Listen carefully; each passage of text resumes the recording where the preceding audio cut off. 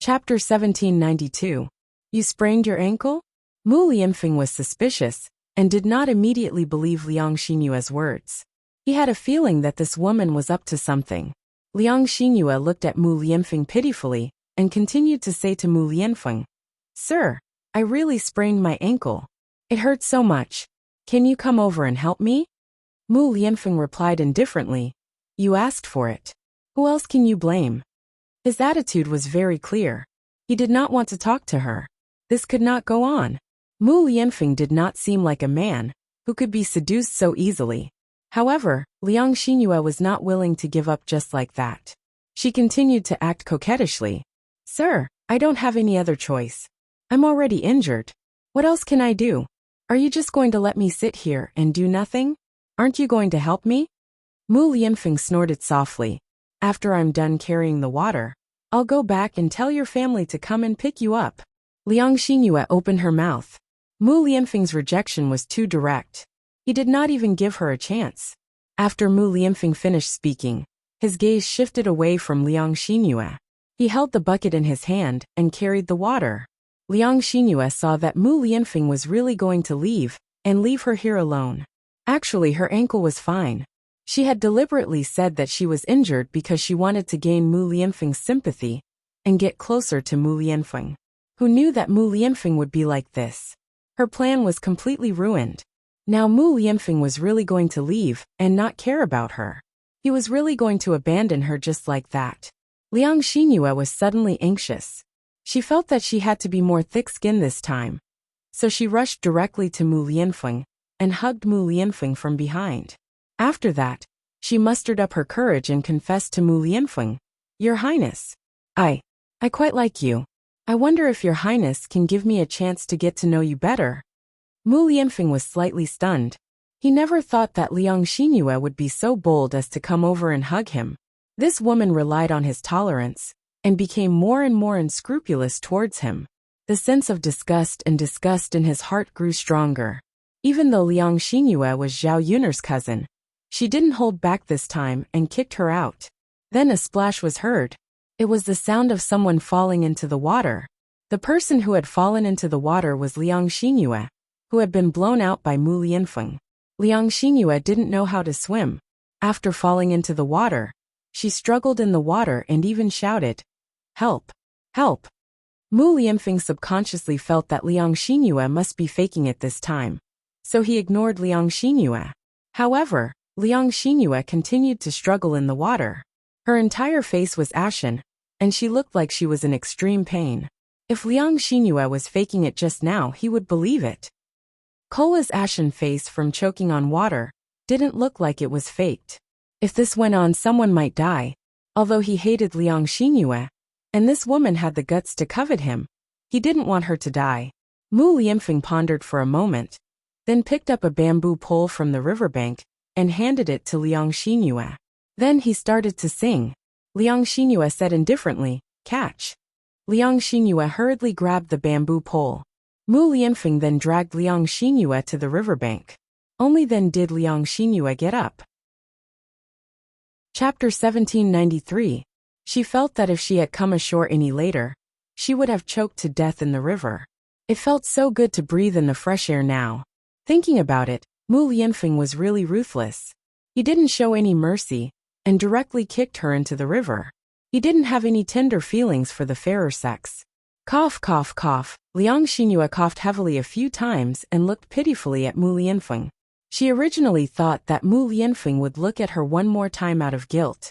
However, Liang Xinyue realized that she was thinking too much. Mu Lianfeng only glanced at her indifferently, and then turned to leave with the water. "Shiziyi," Liang Xinyue called out pitifully. Mu Lianfeng didn't respond at all, and only showed his back. Was he going to leave her here alone and not care about her? How was she going to go back when she was all wet? "Shiziyi." Liang Xinyue's voice was louder this time. Mu Lianfeng showed his determination with his back facing her. Seeing that Mu Lianfeng really didn't want to talk to her anymore, Liang Xinyue finally gave up. After soaking her clothes in the water, Liang Xinyue's entire body was wet. Her clothes stuck to her body, and a few private parts were faintly discernible. If someone saw this, they would definitely say something. At this time, Lu San happened to see Liang Xinyue sitting on the shore after falling into the water. After seeing Liang Xinyue's appearance and her faintly discernible figure, Lu San swallowed his saliva and then ran over to Liang Xinyue eagerly. "Ah, miss, did you accidentally fall into the water?" Lu San asked politely. Liang Xinyue bit her lower lip and responded with an aggrieved expression. "Ah, so pitiful. A girl like you has suffered so much." After hearing Lu San's words, Liang Xinyue felt even more wronged. Wasn't that right? How could she have known that Mu Lianfeng would be so cruel to her? She was a young lady and was weak to begin with. How could she withstand such torture? Seeing that Liang Xinyue was so wronged that she was about to cry, Lu San hurriedly comforted her. Okay, miss, don't cry. No matter what, it's all in the past now. It's okay. As long as you're fine, it doesn't matter, right?" Liang Xinyue nodded in agreement. Lu San smiled and continued. Miss, do you want me to help you?" Liang Xinyue thought for a moment and looked at Lu Sanchong. She was smiling so warmly, so she shouldn't be a bad person. After she had choked on the water, she felt that she couldn't muster up any strength after tossing and turning. If she had someone send her off, she would be able to go back earlier. Otherwise, she couldn't just sit here and do nothing, right? Although the weather was hot now, it was easy to catch a cold if she didn't go back and change her clothes. If she fell sick, it would be even more torturous. So she nodded. "Thank you so much." Lu San hurriedly waved his hand. "Oh, miss, you're too polite. I like to help others when they're in trouble." Liang Xinyue nodded and smiled at Lu San. "Big brother, you're really a good person." Lu San's smile hid a hint of calculation. He was indeed a good person, but he would only be good to women, and the youngest and most beautiful women. Of course, he wouldn't tell Liang Xinyue the calculation in his heart. Chapter 1794. Lu San smiled mischievously, while Liang Xinyue responded gratefully. "Well, that's why Big Brother is such a good person." "Well, miss, let's not talk so much. I'll send you back quickly," Lu San urged. In fact, he couldn't wait to have fun. Liang Xinyue in front of him looked very beautiful and very young. The taste of playing with her would definitely be extraordinary. "Okay," Liang Xinyue responded. Lu San supported Liang Xinyue. Although she was not used to being with other men, she had no choice but to let Lu San support her. The feeling of having a beauty in his arms was extraordinary. Lu San glanced at Liang Xinyue's delicate little face and couldn't help swallowing his saliva. "Miss, you're not from our Shuilon village, are you?" Lu San chatted enthusiastically. Liang Xinyue shook her head. "No, I'm here to see my relatives." Lu San was delighted when he heard that. It was easier to make a move if they were not from the same village. "Who are your relatives?" Lu San asked casually. "My cousin's name is Zhao Yin and my uncle's name is Zhao Wenhua," Liang Xinyue replied. Hearing Zhao Yin Lu San frowned. He was not afraid of other people in the village, but Lu San was a little afraid of Zhao Yin. After all, he had been defeated by Zhao Yin before, so he knew that Zhao Yin was not to be trifled with. Looking at Liang Xinyue in front of him again, Lu San was thinking about whether to make a move on Liang Xinyue. He was afraid that if he made a move on Liang Xinyue, Zhao Yin would make trouble for him again. At that time, there would be a lot of trouble. While he was thinking, he heard Liang Xinyue complaining. "Hey, my cousin is powerful now, but her character is really not good. She thinks that because her family is rich, she doesn't like us poor relatives. She doesn't know the immensity of heaven and earth. How can such a person be so lucky? She even caught the eye of the Shitsi." Lu San listened quietly to Liang Xinyue's complaints. From Liang Xinyue's tone, he knew that Zhao Yin did not like her. Since this was the case, it was a good thing for him. If he said that he made a move on Liang Xinyue, Zhao Yin would definitely not care about this matter. He had nothing to be afraid of. At the same time, from Liang Xinyue's tone, Lu San could tell that Liang Xinyue was dissatisfied with Zhao Yin as well as her admiration for Mu Lianfeng. He knew more about women, and knew what kind of words they liked to hear. He smiled and comforted her. "Miss, in fact, you look much more beautiful than Zhao Yin. The Shitsi has a problem with his taste. If I were the Shitsi, I would definitely like you and not Zhao Yin." Sure enough, After Lu San finished speaking, Liang Xinyue's heart immediately became happy. She smiled and said to Lu San, "Your words are so nice. It's as if your mouth is smeared with honey." Lu San smiled embarrassedly. "I'm just telling the truth. I don't mean to coax you." Liang Xinyue blinked her eyes. "Really? Of course it's true," Liang Xinyue said with a smile. "You have a good taste. Hey, if only the Shitzi could have your taste. He would definitely not like Zhao Yin'er, but me. If the Shitzi could like her, she would become the Shitzi's wife in the future. Her status would be very noble, and she would be able to eat and drink well." Chapter 1795. Sigh, everyone has their own fate, and it can't be helped that our fates are different. But you don't have to worry. With your looks, you'll definitely be able to find a good husband in the future. He might not necessarily be worse than Zhao Yin'er. Lu San comforted her. After hearing Lu San's words, Liang Xinyue's unhappiness suddenly dissipated a lot. Yes, you're right. I think so too," Liang Xinyue responded. The two of them continued walking. After walking for a while, they still hadn't reached Zhao Yin'er's house. Instead, they arrived at a forest. Liang Xinyue frowned and felt that something was wrong. She remembered that there wasn't much distance between Zhao Yin'er's house and the river, and the scenery didn't seem right. So she asked Lu San, who was beside her, "Big brother, did you lead us the wrong way? Why do I feel like something's wrong? This doesn't seem to be the way to my cousin's house, right?" Lu San smiled slyly again, patted his head and said, "Oh, look at my memory. I remembered the wrong way. Zhao Yin'er's family has moved to a new house now.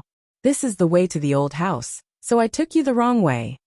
After listening to Lu San's explanation, Liang Xinyue finally understood. She nodded and said, Yes, that's good. Big brother, take me there now." Lu San responded, "Okay, don't worry, miss." Yes. The two of them continued walking. When they reached the depths of the forest and saw that there was no one around, Lu San couldn't wait to reach out and touch Liang Xinyue's butt. Along the way, his heart was burning. He couldn't wait to touch Liang Xinyue. However, this was not the right place. Once he touched Liang Xinyue, she might shout at the top of her lungs and run away. He had no choice but to control his temper and slowly lead Liang Xinyue into the woods. In this way, even if Liang Xinyue shouted loudly, no one would pass by. He could still manage the matter between him and Liang Xinyue. Liang Xinyue could only cry for help, but to no avail. She didn't expect Liang Xinyue to be so stupid. She was tricked into going to the woods with just a few words. Feeling her but being touched, Liang Xinyue's heart suddenly tightened. At first, she thought that Lu San was careless, but then she felt that Lu San's hands became more and more presumptuous, rubbing her but non-stop. What was worse was that Lu San directly hugged her and held her in his arms. His ugly face stretched out towards her. Liang Xinyue suddenly exclaimed, "You! What are you doing? Why are you touching me?" Lu San smiled wretchedly. "Little beauty, I've helped you walk so far. You said that I'm a good person. You should at least repay me, right? Seeing how handsome you are, Big Brother's heart is itching. Just help Big Brother, and let Big Brother have some fun." Liang Xinyue finally understood what Lu San wanted to do. It turned out that he had this idea. She originally thought that Lu San was a good person. Now it seemed that Lu San was a hungry wolf. He was very fierce. From the moment he saw her and helped her, it was a trap. Now she was so pitiful that she was tricked into the woods by Lu San. No one could control her. She really regretted her actions. However, there was no use in regretting it now. She was trapped in Lu San's arms and couldn't break free at all. "You, let go of me, rogue." Chapter 1796. Looking at Lu San's face that was full of pockmarks, Liang Xinyue only felt the things in her stomach churning. It was extremely disgusting. If she was defiled by such an ugly man, she would rather die. "You, let me go." Liang Xinyue screamed and struggled in Lu San's arms. However, she had fallen into the water and choked badly. She didn't have much strength. Lu San was a man. How could she break free from Lu San? Liang Xinyue cried in despair. When Lu San's face continued to come closer, she spat on Lu San's face. "You disgusting man. Why don't you take a piss and look at yourself? You want to touch me? You're disgusting. Lu San wiped the saliva on his face, put it near his hand and smelled it. He said with a look of enjoyment, "It's really fragrant." Liang Xingyue was disgusted by Lu San again. This man was a bit perverted. Lu San's heart was stirred. He couldn't wait to grab Liang Xingyue and press her on the ground. Then he began to help Liang Xingyue take off her clothes. After a while, Liang Xinyue's coat was taken off. Seeing that she couldn't get away, Liang Xinyue cried regretfully again. Go away, girl, don't struggle. No one here will come to save you. Why waste your strength? Let me have some fun. After I'm done, I'll let you go naturally." Liang Xinyue struggled a little, and Lu San continued to take off her clothes triumphantly. After taking off Liang Xinyue's pants, Lu San couldn't wait to enter her. Suddenly, a man came and scolded Lu San. "What are you doing? How dare you do such a heinous thing in broad daylight?" Lu San was stunned. He raised his head and glanced in the direction of the voice. Before he could react, he felt a kick land on him. Afterwards, Lu San was thrown heavily. He fell quite heavily and immediately spat out a mouthful of blood.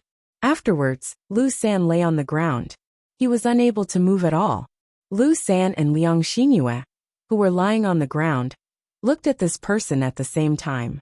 This person was in his 20s and was dressed in black. He looked mighty and domineering. It was obvious that he was not someone to be trifled with. She was none other than Mo Yan. Mo Yan encountered such a situation as soon as she came down the mountain. She couldn't bear to see others do such dirty things, so she came up and sent Lu San flying with a kick. Mo Yan's face was still cold even after Lu San was dealt with. She walked up to Lu San and directly grabbed Lu San's collar. She said to Lu San coldly, "Let's go. I'll take you to see an official. I'll let the county magistrate chop off your hand." Lu San immediately paled in fright when he heard that he had to see an official. He begged Mo Yan, "Young master, please let me go. I was just lustful for a moment. I won't do it again." Mo Yan rolled her eyes as if she was thinking about Lu San's words. Lu San hurriedly swore, "I really won't do it again. Young master, please believe me. If I do such a thing again in the future, I will definitely be struck by lightning and die a horrible death." Mo Yan snorted coldly. "I can tell from your face that you're not a good person. Since you've done something like this, you should be punished. However, you've hurt this girl. She'll decide where you'll go." Chapter 1797. At this moment, Liang Xinyue sat on the ground. The fear on her face had yet to disperse. Her clothes were in a mess. Her thighs and other private areas were exposed to the air. Mo Yan had never seen something like this before. Her face immediately reddened, and she was rather afraid to look at Liang Xinyue. He understood what it meant to look at indecent things extremely well. Liang Xinyue seemed to return to her senses.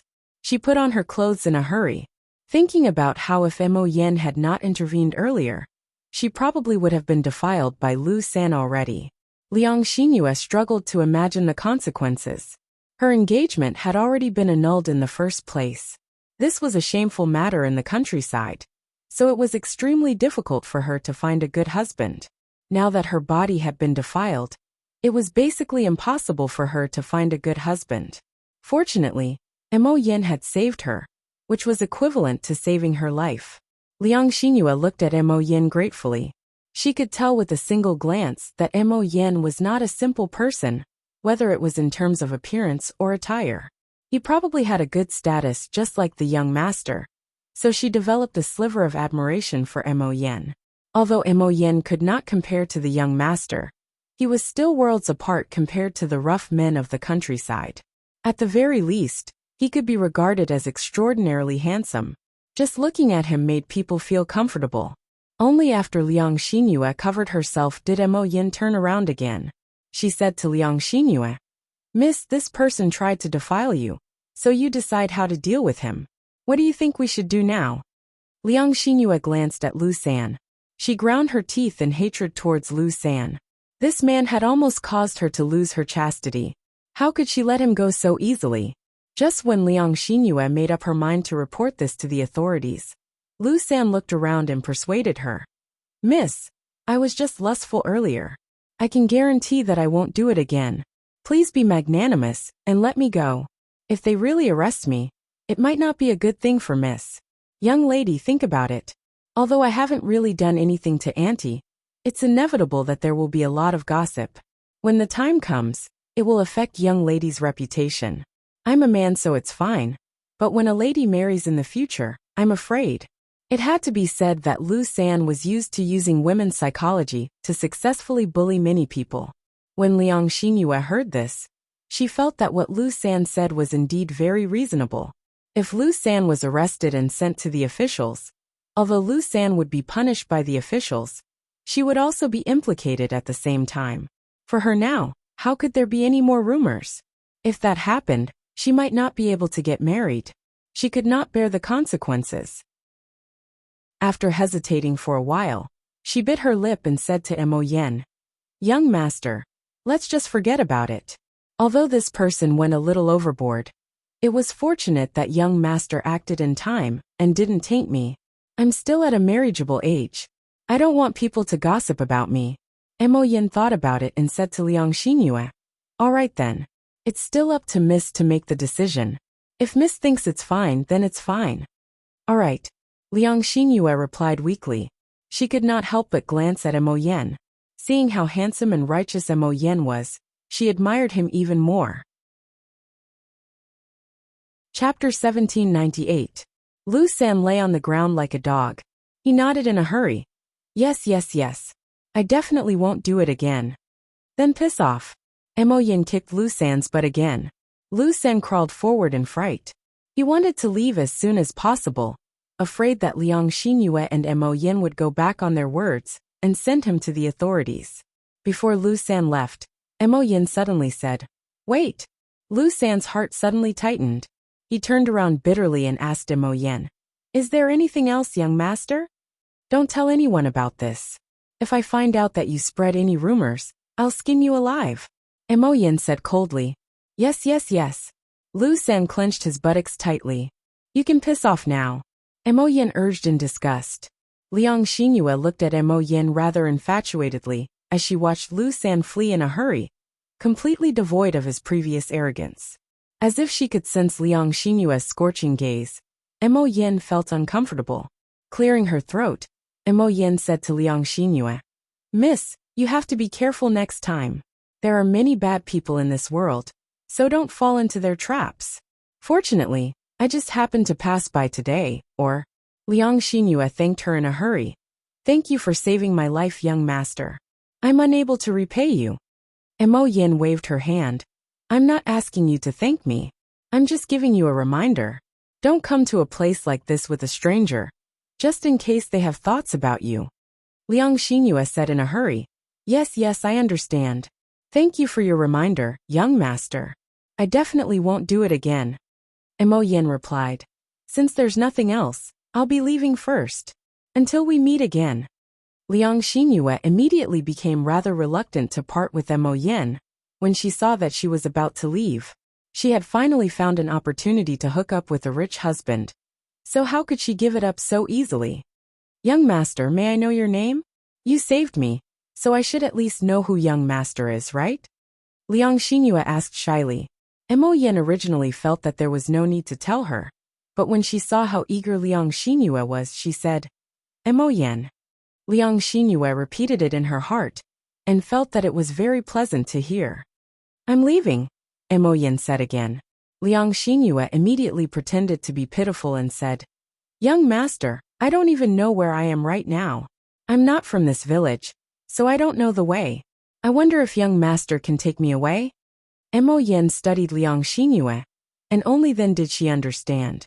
It was no wonder that Liang Xingyue had been tricked by Lu San.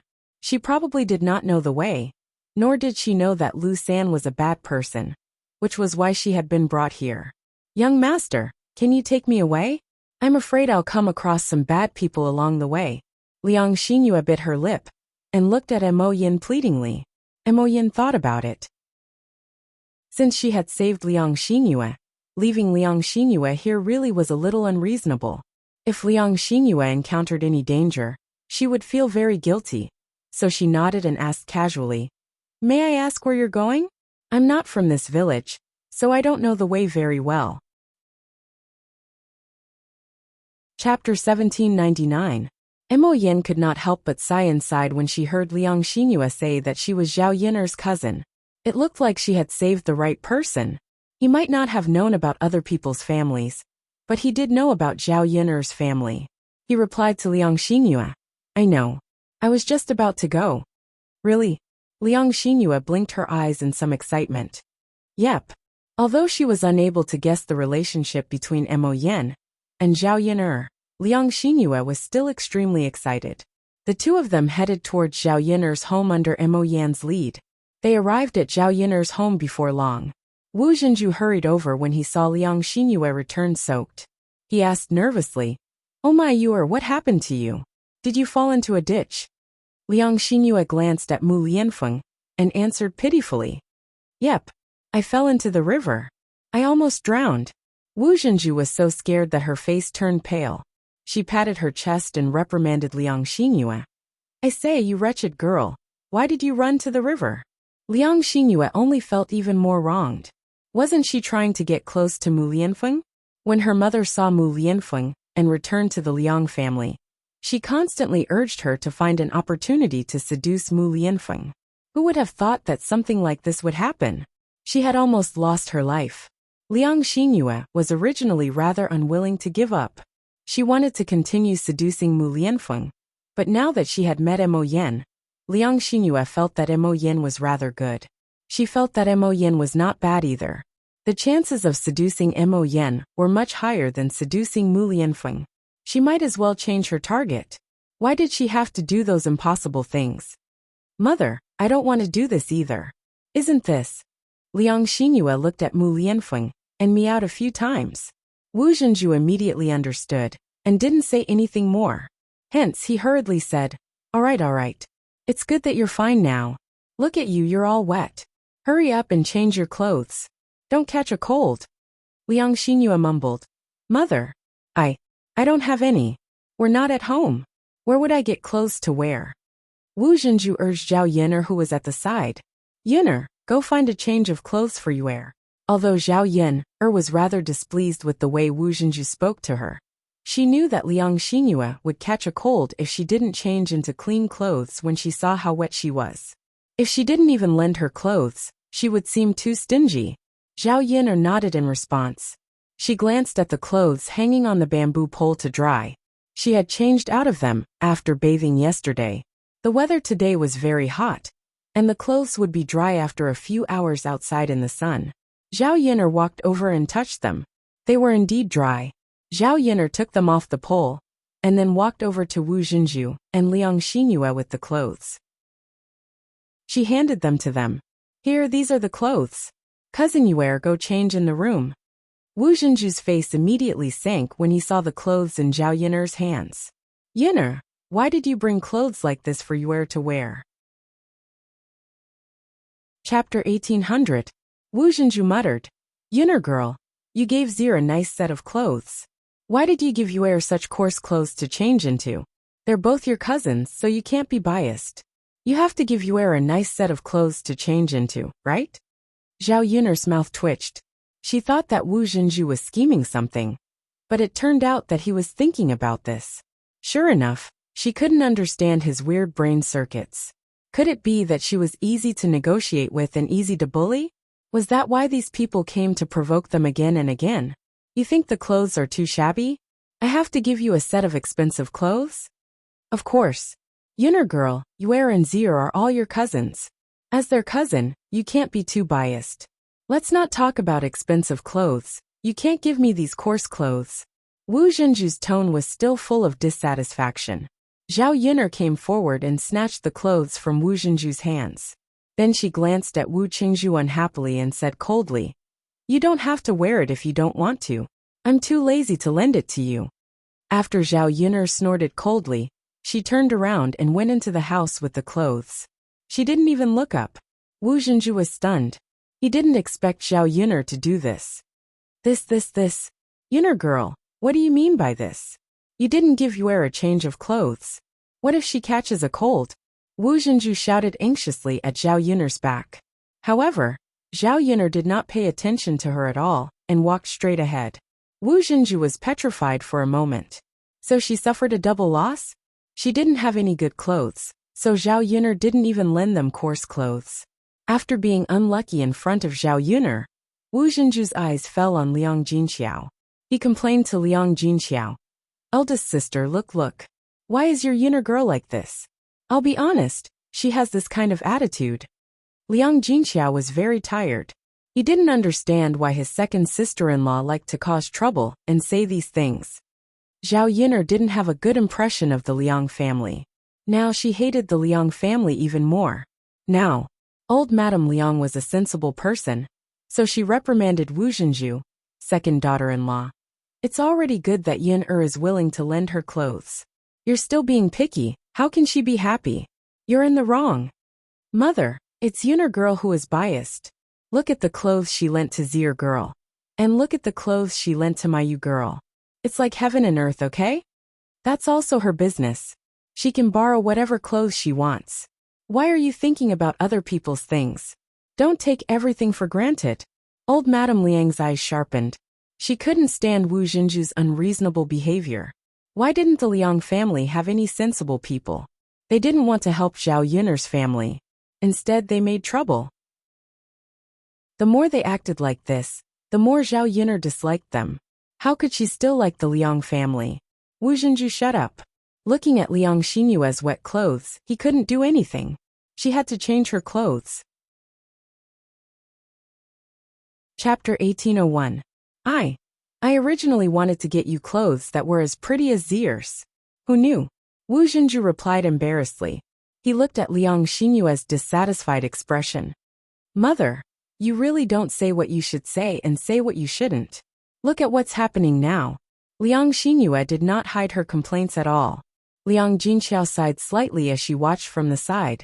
She felt that this really could not go on, so she said to Liang Xinyue and Wu Zhenju, I still have some clean clothes. If you doesn't mind, why don't you take my clothes and wear them? Liang Jinxiao's figure was a little different from Liang Xinyue's. Liang Jinxiao's clothes would definitely be too big for Liang Xinyue. However, they could only make do with the current situation. If they were too particular, Liang Xinyue would only catch a cold. Liang Xinyue thought about it and nodded. All right then. Auntie, bring me your clothes and make do with them. All right. Liang Jinxiao replied with a smile before entering the room. Zhao Yun'er came out of the room again with a sunken face. She really could not be nice to these people. Liang Xinyue changed into Liang Jinxiao's clothes and came out. She looked at her own clothes and felt that they were really ugly. The pudding clothes were loosely wrapped around her body, making her look even more dusty. Her original elegance had been reduced by a few points. Now that she stood next to Liang Xinyue and compared herself, Liang Xinyue felt that she was not even as pretty as Liang Xinyue. She even felt rather embarrassed to face Mo Yin in the courtyard. Ever since Mo Yin had entered the courtyard with her, Liang Xinyue could not help but pay attention to Mo Yin. She had never thought that Mo Yin would actually know the young master, and would even approach him. The two of them whispered to each other, but she did not know what they were talking about. Wu Zhenju noticed Liang Xinyue's strange behavior. Thinking about how Liang Xinyue had returned with Mo Yin, he prodded Liang Xinyue and whispered into Liang Xinyue's ear. I say, who is this young master? He didn't look like a simple character. Just now mother saw the two of you coming back together. Do you know him? Liang Xinyue quickly shook her head. Mother, I don't know her. I only saw her today. Wu Zhenju replied resentfully. He then stared at Mo Yin and became rather interested in her. When Mo Yin and Mu Lianfeng finished talking, and Mo Yin sat down to drink some water, Wu Zhenju eagerly made his way over to Mo Yin and began to chat with her enthusiastically. Mo Yin saw that Wu Zhenju was a relative of Zhao Yun'er's, so she was too embarrassed to ignore him. Young master, you look quite handsome. You must be someone important, right? Mo Yin's lips twitched as she smiled awkwardly. You must be joking. I'm just an ordinary person. How can I be someone important? At most, she was just a servant for Mu Lianfeng. She really did feel diffident from Wu Zhenju's words. Wu Zhenju did not believe Mo Yan's words. Instead he said, Young master, you really are too modest. Since you're related to the young master, you must be someone important. Mo Yin frowned slightly. How could he say that? However, in the eyes of the villagers, he did seem to possess quite a good status. At the very least, he had an official position, similar to a constable. Chapter 1802. Mo Yin was very curious. Why was Wu Zhenju asking her this? Wasn't it a little too gossipy? It was like he was investigating her. Mo Yin thought about Wu Zhenju's eager expression before replying honestly to Wu Zhenju. No, auntie. I'm still single. Wu Zhenju immediately smiled uncontrollably when he heard Mo Yan's reply. Oh my, that's fantastic. Mo Yin was speechless. What was so fantastic about it? He did not think there was anything fantastic about it. He was already so old. Men around his age already had quite a few children, yet he did not even have a wife. This was not his fault. He was so busy every day that he did not have the time to worry about matters of the heart. However, he did not want to find a random woman either. That would only waste his time and the time of others. Wu Zhenju forced himself to calm down when he saw Mo Yan's dumbfounded expression. He was afraid that his reaction would frighten Mo Yan. After wiping away her smile with great difficulty, Wu Zhenju made her way over to Mo Yan and asked, Young master, it's not right for you to not have a family at your age. You can't waste too much time. Mo Yan nodded politely in response. Who knew how many people he had heard that say before? However, wives did not just fall from the sky. How could they just come and go like that? Wu Zhenju's smile contained a sliver of calculation. He thought that the heavens really had given him this opportunity. Mo Yan was such a great man, yet he was still single. As a result, he giggled and pulled Liang Xinyue over to Mo Yan. He said to Mo Yan, Young master, what do you think of my daughter? Mo Yan raised her head and glanced at Liang Xinyue. She said honestly, she's pretty. She's quite delicate. Wu Zhenju slapped his thigh and giggled. Haha, young master, you have good taste. Yue grew up in our village, and is one of the best girls in the village. After being praised by Wu Zhenju, Liang Xinyue lowered her head in embarrassment, and pulled the corner of Wu Zhenju's clothes shyly. Mother, don't talk nonsense in front of others. How can you praise your own family members like that? Wu Zhenju did not take it to heart and said shamelessly, What's the big deal? Mother is speaking the truth, not nonsense. Mother. Liang Xinyue blushed and no longer dared to look at Mo Yan. However, Liang Xinyue still rejoiced when she heard Mo Yan say that he had never taken a wife, and was still single. As long as Mo Yan was single, she would have this opportunity. The heavens had arranged for her to meet Mo Yan, and for Mo Yan to step forward and save her when she was in danger. There had to be a reason. Perhaps she and Mo Yan were fated to be a match made in heaven. The more Liang Xinyue thought about it, the sweeter she felt in her heart. She had more expectations in her heart. Seeing how Liang Xinyue had become shy, Wu Zhenju did not continue teasing Liang Xinyue. Instead, he turned to Mo Yan and said with a smile, Young master, since you're not married and Yue is not married either, I think the two of you are a perfect match. May I ask if young master would like to consider my Yue? Mo Yan was drinking water when Wu Zhenju said that. She almost choked and spat the water onto Wu Zhenju's face. Wu Zhenju was stunned for a moment. Only after a while did he realize that he had been spat on. Chapter 1803. Wu Zhenju could only wipe his face with his sleeve, as he continued to smile at Mo Yan. Mo Yan coughed violently. She wondered what Wu Zhenju was trying to do by asking so many questions so enthusiastically. As it turned out, she wanted to introduce her daughter to him. Was it because he was just too handsome and charming? So his mother-in-law had taken the initiative to come to him? Cough, cough, cough, cough. Liang Xinyue's face became bright red from Wu Zhenju's words. She had never thought that Wu Zhenju would ask something like that. She was just too shy. Mother, why? How can you ask something like that? Liang Xinyue lowered her head, as if she was criticizing Wu Zhenju. Her voice was so low that it was obvious that she was shy. Wu Zhenju remained unconcerned. I'm just asking. Can't I just ask? It's all for your own good. You can tell with a single glance that this young master is a good man. It's your fortune to be able to marry him. If we don't ask, we definitely won't have a chance. If we ask, what if we have a chance in the future? Don't you think so? Liang Xinyue bit her lip and acted bashful. She was only saying it, but she was tempted to ask Mo Yen as well. She would be more than happy to be with Mo Yen. She only hoped that Mo Yen would give her an answer now. Even though asking this question was a little hasty, Mo Yen became even more dumbfounded by this pair of mother and daughter. He and Liang Xinyue had only met each other today, so he didn't know her at all. How was he supposed to answer a question like that right now? He did not have any feelings for Liang Xinyue. He treated Liang Xinyue the same as any other woman. Marriage was not child's play. If he had just made do with it casually, he would not still be single at this age. Mo Yen thought about it before telling Wu Zhenju the truth. Auntie, I'm not familiar with you, so we don't know each other very well. As a result, I don't have any romantic feelings for you, I have to be careful with my marriage, so I don't want to make do with it casually. Moreover, this matter is decided by my parents. I don't have the final say on who I'm getting married to. I need my parents' approval as well. Mo Yen had spoken extremely tactfully, but anyone who was not an idiot could tell that he was directly rejecting you.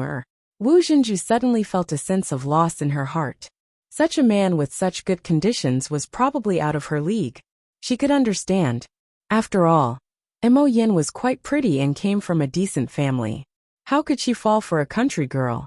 If Mo Yen really did go back and discuss this matter with her parents, they would be even less likely to accept you. Wu Zhenju understood, but Liang Xinyue was unable to accept it. Liang Xinyue bit her lip. She felt wronged. Originally, she thought that Mo Yen would have some feelings for her after saving her, but she had never thought that Mo Yen would reject her so directly. It seemed like he really did not like her at all. If he really did like her, he would not be like this. He would definitely say something like, "I'll think about it." Thinking about how Mu Lianfeng did not like her and rejected her, she could accept it. Now even Mo Yen was like this. Was she really that bad? Was there not a single outstanding man who was interested in her? The more she thought about it, the more miserable she felt. Liang Xinyue lowered her head and almost cried. Mo Yen saw that something was wrong with Liang Xinyue's reaction, so she asked in a hurry, "Miss, what's wrong? Did I say something wrong?" Chapter 1804. Wu Zhenju's face immediately darkened like the bottom of a pot after Liang Jinfen finished speaking. What did you say? Sister-in-law. I said that you're a toad lusting after a swan. Why don't you take a look at what your Yuer is like? You're shameless enough to try to get close to her. You're even shameless enough to say something like that. You're clearly throwing your daughter to an outsider. Not many people would do something like that. Tsk. Liang Jinfen did not hide the mockery in his voice at all, causing Wu Zhenju to flush red in embarrassment. She was already so old, so she understood everything. How could she not know what Liang Jinfen was implying? Haha, second sister, you don't have to be so direct. But you don't have to make a fuss. Your second sister-in-law has done this kind of thing many times. It's not a rare thing, Guo Caixia said with a smile. She was the same as Liang Jinfen. She felt that Wu Zhenju was a toad lusting after a swan. Originally, she was worried that Mo Yen would be foolish enough to agree to Wu Zhenju and Liang Xinyue's relationship, allowing Wu Zhenju and her mother to take advantage of it. Only when she heard Mo Yan's refusal did Guo Caixia become relieved. Wu Zhenju said with a red face, "How am I a toad lusting after a swan? He's unmarried, so why can't I ask?" That depends on the situation. It's clearly impossible. Isn't that just wishful thinking? Seeing that they had quarreled again, Zhao Yin'er said coldly, "If you want to quarrel, then get out of my house.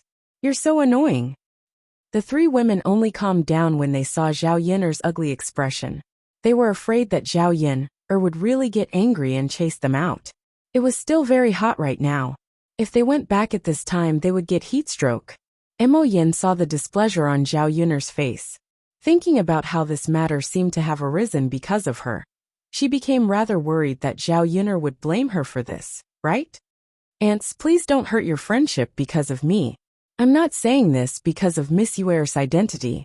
If two people really like each other, I don't care about their identities. It's just marriage. It's not child's play. I've only met Yuer today, so how can I have feelings for her? Mo Yin explained after a moment of hesitation. The meaning of his words was that the reason he rejected Liang Xinyue was not because he despised Liang Xinyue for being a country bumpkin and not worthy of him. It was purely because he had no feelings for her and did not like her. After Liang Xinyue heard this, the rims of her eyes became even redder. She felt as if a stone had been smashed into her heart, causing her to be unable to breathe. If Mo Yin despised her identity, she might have felt better. However, when she thought about how Mo Yin did not have any feelings for her, Liang Xinyue felt even more despair. She was quite pretty after all, so why did so many outstanding men not have any feelings for her? Just what did she lack? Even someone of Zhao Yun'er's status could gain the favor of the young master, so why couldn't she do the same with her status? The more Liang Xinyue thought about it, the more depressed she felt. Coupled with the mockery from Liang Jinfen and Guo Caixia earlier, she felt ashamed. Mother, I told you to stop spouting nonsense. All you know is to spout nonsense. Do you only feel happy when young Master Mo says something like that? Liang Xinyue complained to Wu Zhenju. She wiped away the tears from the corner of her eyes and glanced at Mo Yin before directly running out. Yuer. Wu Zhenju called out in a hurry. He was rather worried, afraid that something would happen to Liang Xinyue. Chapter 1805. Wu Zhenju sighed. He felt that Liang Jinxiao was right, so he could only leave Liang Xinyue alone to calm down. How could she not feel terrible that she had missed out on such a good husband? Mo Yin rubbed her forehead and felt a sense of guilt. It seemed like he had caused quite a lot of trouble. Should he not have appeared? If she had known earlier, she would not have left the mountain. Zhao Yun'er seemed to see through what Mo Yin was thinking. She walked up to Mo Yin and patted her shoulder. Don't pay attention to them. Mo Yin smiled awkwardly. Miss Yun'er, aren't they your relatives? Zhao Yun'er snorted gently. So what if they're my relatives? I don't even like them. So why are you being so attentive? Mo Yin fell silent. She felt that Zhao Yun'er did make sense. Zhao Yun'er did not seem to have a good impression of these relatives. She probably could not be bothered with them. If that was the case, there was no need for her to deal with them carefully. After sitting for a while, Zhao Yun'er realized that none of the family members had any intentions of leaving. She ignored them and went to rest in her room. After a busy day, he was very tired. Especially after lunch, he was very sleepy. After Mu Lianfeng finished fetching water, Liang Jinxiao and Li Chuiying busied themselves with washing the dishes. The others stayed in Zhao Yun'er's house to rest, chatting from time to time. Mu Lianfeng walked into the room and saw Zhao Yun'er sleeping on the bed. Her forehead was covered in a thin layer of sweat, so he walked up to Zhao Yun'er. He took out a small fan and gently fanned Zhao Yun'er. The afternoon was extremely hot, especially now. The treetops outside did not move at all. There was no breeze at all. Although the room was cooler than outside, it was still very hot. If it weren't for the fact that she was too tired, Zhao Yun'er probably wouldn't have been able to fall asleep. Feeling a gust of cold wind, Zhao Yun'er suddenly woke up in a daze and looked at Mu Lianfeng. Yun'er, did I wake you up? Mu Lianfeng said gently with a hint of guilt in his voice. Zhao Yun'er shook her head. No, I feel cool all of a sudden. It turns out that you helped me fan. Mu Lianfeng's lips curled into a doting smile. It's too hot. You'll feel uncomfortable sleeping. I'll fan you. You'll feel better. Zhao Yun'er replied. All right, then I'll go back to sleep. Yes. With the accompaniment of the cool breeze, Zhao Yun'er slept a lot more comfortably. She slept for 2 hours. The Qin family did not go back. It was not because they disliked the hot weather and wanted to wait for the sun to set before going back. It was because they saw Zhao Yun'er's big house and felt too comfortable. They simply could not bear to go back. The 10 or so brick house looked very imposing. The feeling of staying inside was too different from staying in a thatched hut. After the banquet, the Qin family members walked around Zhao Yun'er's house. They did not hide the envy in their eyes. Mu Chunfang sighed softly in Qin Dehai's ear. Ai Yuan'er's father. Look, the family Qin's house is really big and imposing. I'm afraid it won't be able to be built without tens or hundreds of taels of silver. Qin Dahai nodded and replied, "That's right. This house indeed costs tens or hundreds of taels of silver." Chapter 1806. Qin Dahai pursed his lips and said, "Forget it. Don't even talk about such a big house. It's already good enough to have half of it. We definitely won't be able to save up that much money for now." Mu Chunfang nodded. Based on their current rate of earning money, who knew how long it would take to build such a big house? Their family Qin's life was much better than before, but compared to the truly wealthy, they were still far from it. A house cost a few dozen taels. How could they take out that much money so casually? Mu Chunfang sighed in Qin Dahai's ear. "Sigh, if you ask me, this family Qin really isn't very nice. We're already so close, but they don't even help us out when they're rich. What's the point of having so much money in their hands? It's not like they can finish spending it in the countryside." Qin Dahai replied, "You can't say that. They have no reason to help us. If they help us, it's out of friendship. If they don't help us, it's their duty. Look at how brothers don't give money to each other when they're rich." Mu Chunfang naturally understood this logic. However, the more he looked at Zhao Yun'er's house, the more he felt that the difference between the two families was too obvious. He felt a little jealous. "Mother, my stomach hurts. I want to poop." Qin Chuan held his stomach and shouted loudly in the living room. With this shout, the Liang family's gazes fell on Qin Chuan. They looked at the family Qin with disdain and disdain. Mu Chuanfang's face turned red in embarrassment. He naturally knew that Qin Chuan was in someone else's house, and in front of so many people, it was not appropriate for him to say such things. Hence, he walked in front of Qin Chuan and glared at him. "If you want to poop, just do it. Why are you shouting so loudly? Come to mother and say it softly. Won't mother hear it then?" Qin Chuan pursed his lips and replied unhappily, "But mother, I'm like this at home. At home is at home. There are so many people here. Aren't you ashamed?" Boo-hoo! Qin Chuan felt wronged. He didn't understand why Mu Chunfang was suddenly so fierce. "Mother, I can't hold it in anymore." Qin Chuan tugged at Mu Chunfang's clothes and muttered. As he spoke, Qin Chuan probably really let out a loud fart because of the stomachache. It caused a huge commotion in the hall.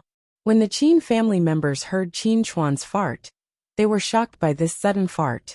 After a while, the hall was filled with the stench of farts. When everyone smelled the smell, they almost couldn't stand it and vomited. Thus, they all covered their noses and disliked the family Qin even more. "It stinks, it stinks," Wu Zhenju muttered. He glared at the family Qin people, as if he wanted to cut them into pieces. He did not give the family Qin people any face. Mu Chuanfang's face turned even redder. He replied to Wu Zhenju with some embarrassment, "I'm so sorry. My Chuan is a little abnormal here." As Mu Chunfang spoke, he pointed at his head, indicating that there was something wrong with Qin Chuan's intelligence. If there was something wrong with one's intelligence, most people should be more tolerant. They couldn't be calculative with a fool. Chapter 1807. Mu Chuanfang's expression turned even uglier. She knew that Qin Chuan's fart had a bad influence. But wasn't this a situation that she had not expected? If she had known that Qin Chuan would fart like this, she would have brought him somewhere else to avoid being despised here. "Sister, I'm sorry. It's my Chuaner's fault. I'll bring him away now." Mu Chunfang gritted her teeth and apologized. She did not want to blow up the matter. There were so many people in the Liang family. How could their family fight? Qin Dahai's face was also full of embarrassment. However, he had seen many such looks of disdain and disdain. Who asked his son to have a mental problem? A fool like him would be despised wherever he went. After a long time, he had gotten used to it and felt that it was nothing. Seeing Qin Chuan's ignorant and aggrieved expression, Qin Dahai's heart ached. "Yuaner's mother, bring Chuaner away," Qin Dahai urged. Mu Chunfang responded, "Okay, Yuaner's father." As she spoke, Mu Chunfang held Qin Chuan's hand and said to Qin Yuan, "Let's go. Mother will take you to poop." Only then did Qin Chuan cheer and walk out of the house. He could not hold on any longer. If he was any later, he might have pooped in his pants. After the Qin couple brought Qin Chuan out of the hall, Wu Zhenju continued to grumble in disdain. "What kind of people are they? Seriously, I can tell that the whole family isn't a good thing. Liang Jinfen snorted and agreed. They're poor. They're used to being poor, and have not seen much of the world. Their whole family is poor. Did you see just now? That family ate a lot. Once the dishes were served, they couldn't wait to eat them. We didn't even eat much. Especially that old woman. She stuffed all the good food into that fool's bowl. He ate so much in one go. Now that his stomach is hurting, I think it's retribution. Wu Zhenju nodded in agreement. You're right. I don't usually eat anything good, but I stuffed myself with so much today. How can I digest it? Naturally, there will be problems. Liang Jinfen said with disdain in his eyes. I don't know if big sister is blind to have such in-laws. If my family Qin was like them, we would have kicked them out long ago. Guocaixia sighed. What can we do? Look at Pinger. It's good enough that someone is willing to take her in. How can they be picky? Sister-in-law, what you said makes sense. It's all because that Pinger girl is too ugly. Otherwise, who would be willing to marry such a family Qin? Sai, let's not talk about it anymore. It's fine as long as it's not ours. We're only together today. We don't have to be together on normal days. Once in a few hundred years, this family is going to see each other every day. It's disgusting. Wu Zhenju frowned, his face full of displeasure. When he said this, he did not think about his own behavior at all. Mu Chunfang brought Qin Chuan out of the house. Before they reached the toilet, Qin Chuan could not hold it in anymore. He took off his pants halfway and started to poop. When Mu Chunfang saw this, he was stunned. Chuaner, why don't you poop in the toilet? It's broad daylight. Wouldn't it be bad if someone saw you? Mu Chunfang frowned and muttered. He looked at Qin Chuan's big white butt and blushed. Chapter 1808. It was fine if other men saw Qin Chuan's big white butt, but if a woman saw it, something would probably happen. As Mu Chunfang spoke, he looked around. Fortunately, Zhao Yiner's house was on the mountain, and there was no one around. No one could see them now. Qin Chuan looked at Mu Chunfang pitifully. Mother, I couldn't hold it in. Sob, sob, sob. I didn't do it on purpose. Mu Chunfang comforted him. All right. It's fine if you can't hold it in. Just poop here. Mu Chunfang sighed and said to Qin Dahai, Yuaner's father, the two of us have to guard here. Don't let anyone see us, or else we'll be mocked again. Got it. Qin Dahai nodded. Qin Chuan was a grown man, so they naturally had to guard him. Otherwise, wouldn't it be awkward if someone saw them? Qin Chuan held his stomach as he pooped. Mother, it hurts so much. It still hurts. Mu Chunfang frowned, a hint of worry in his eyes. What's going on? Why does his stomach still hurt? I think he probably ate too much today and got a stomachache. There's too much oil in this family Qin banquet. Why don't we eat oil normally? It's easy to spoil things if we eat too much oil all of a sudden. Qin Dahai explained. Mu Chunfang nodded. I see. Then it's normal for Chuan-er to have a stomachache. Yeah. Chuan-er continued to poop. Just poop more. Mu Chunfang comforted him again. Qin Chuan squatted on the ground, gritted his teeth, and pooped for a while. Finally, he called out to Mu Chunfang. Mother, I'm done. Come over and help me wipe my butt. Fortunately, no one was around at the moment. Otherwise, Mu Chunfang felt that she would lose face again. Mu Chunfang touched his pocket and said, I didn't bring any toilet paper. Yuaner's father, did you bring any? Qin Dahai shook his head and said, You didn't bring any. How would I bring any? Then why don't we go and get some from our in-laws? Qin Dahai frowned and replied, I think it's better to forget about it. If you go over now, you'll be despised again. Mu Chunfang nodded. Chuaner's father, you're right. Pinger's uncles and aunts don't look like good people. Their words are so harsh. That's right. That's why you shouldn't bother with these things. Otherwise, you'll be despised by others.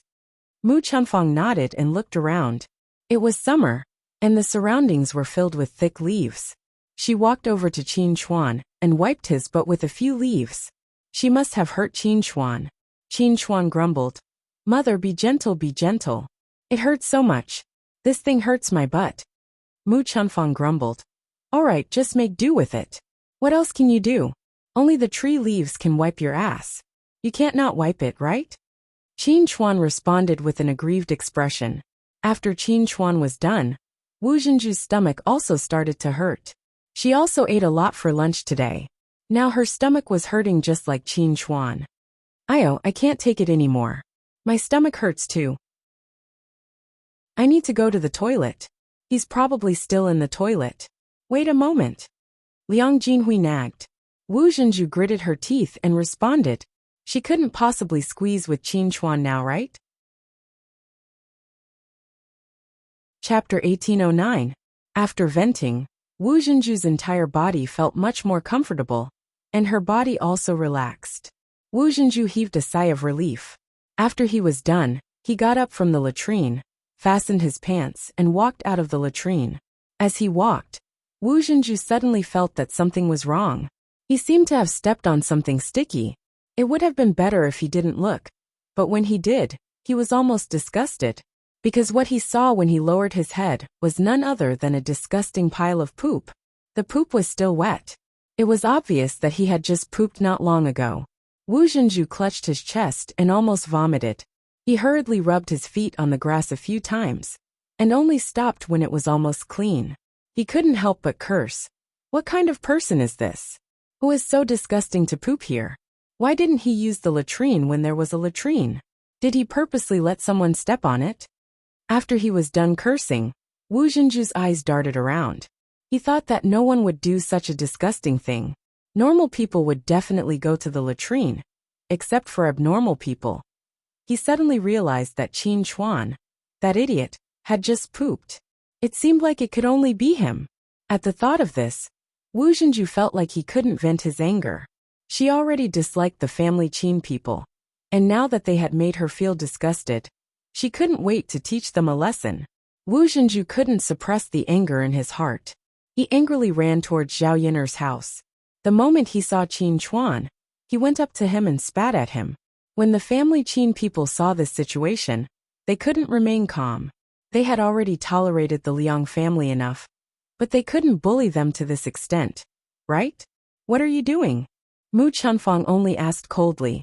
He didn't have a good attitude towards Wu Zhenju either. Qin Dahai went up to Wu Zhenju and complained. Sister, what are you doing? I'm just fine. How did I offend you? Wu Zhenju continued to spit and scolded like a shrew. What have you done? Could it be that he was still unclear in his heart? Do I have to mention it? Qin Dahai's face darkened. What have we done? Why don't you just tell me? It's not like you've killed or set a fire. Is there a need to be so rash? Wu Zhenju put his hands on his waist, pointed at the family Qin and scolded. Your whole family is shameless, always doing shameful things. Don't use a fool as a shield. Could it be that a fool doesn't know how to poop in a latrine? I really had to hand it to him. He just found a random place to poop and settled it? How can you be so vulgar? Hearing Wu Zhenju's scolding, the family Qin members immediately understood what Wu Zhenju was referring to, and their faces turned red.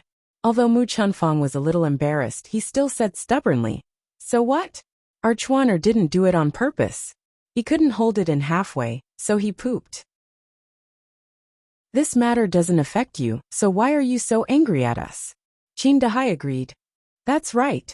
This is our matter. What right do you have to tell us what to do? Isn't it a little too much to treat us like this? Wu Zhenju's face darkened as he said to Mu Chunfang and Qin Dahai. It's indeed none of my business where you poop, but you should choose a better place to poop, right? If you poop on the way to the latrine, won't people step on it if they don't pay attention? Aren't you afraid of disgusting people to death?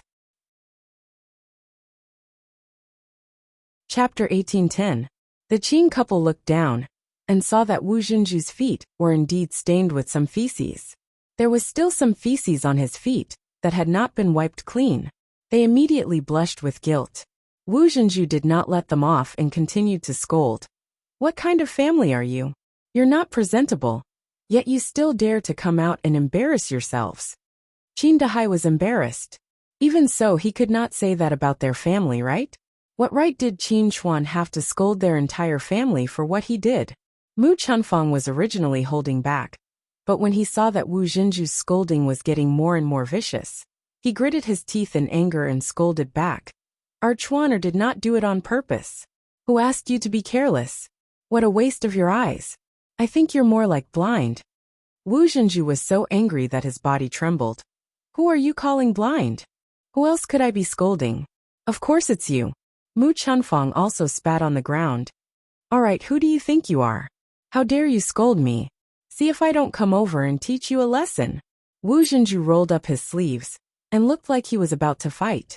Mu Chunfang was also angry and retorted indignantly. All right, come on. Whoever admits defeat first today is a beast. The commotion caused by the two families woke up Zhao Yin-er, who was sleeping in the room. Zhao Yin-er rubbed her sleepy eyes. She felt much better after sleeping for 2 hours, but her head was still groggy. Zhao Yin-er frowned when she heard the commotion. Every one of them was troublesome. She was afraid that they wanted to cause a ruckus in her house.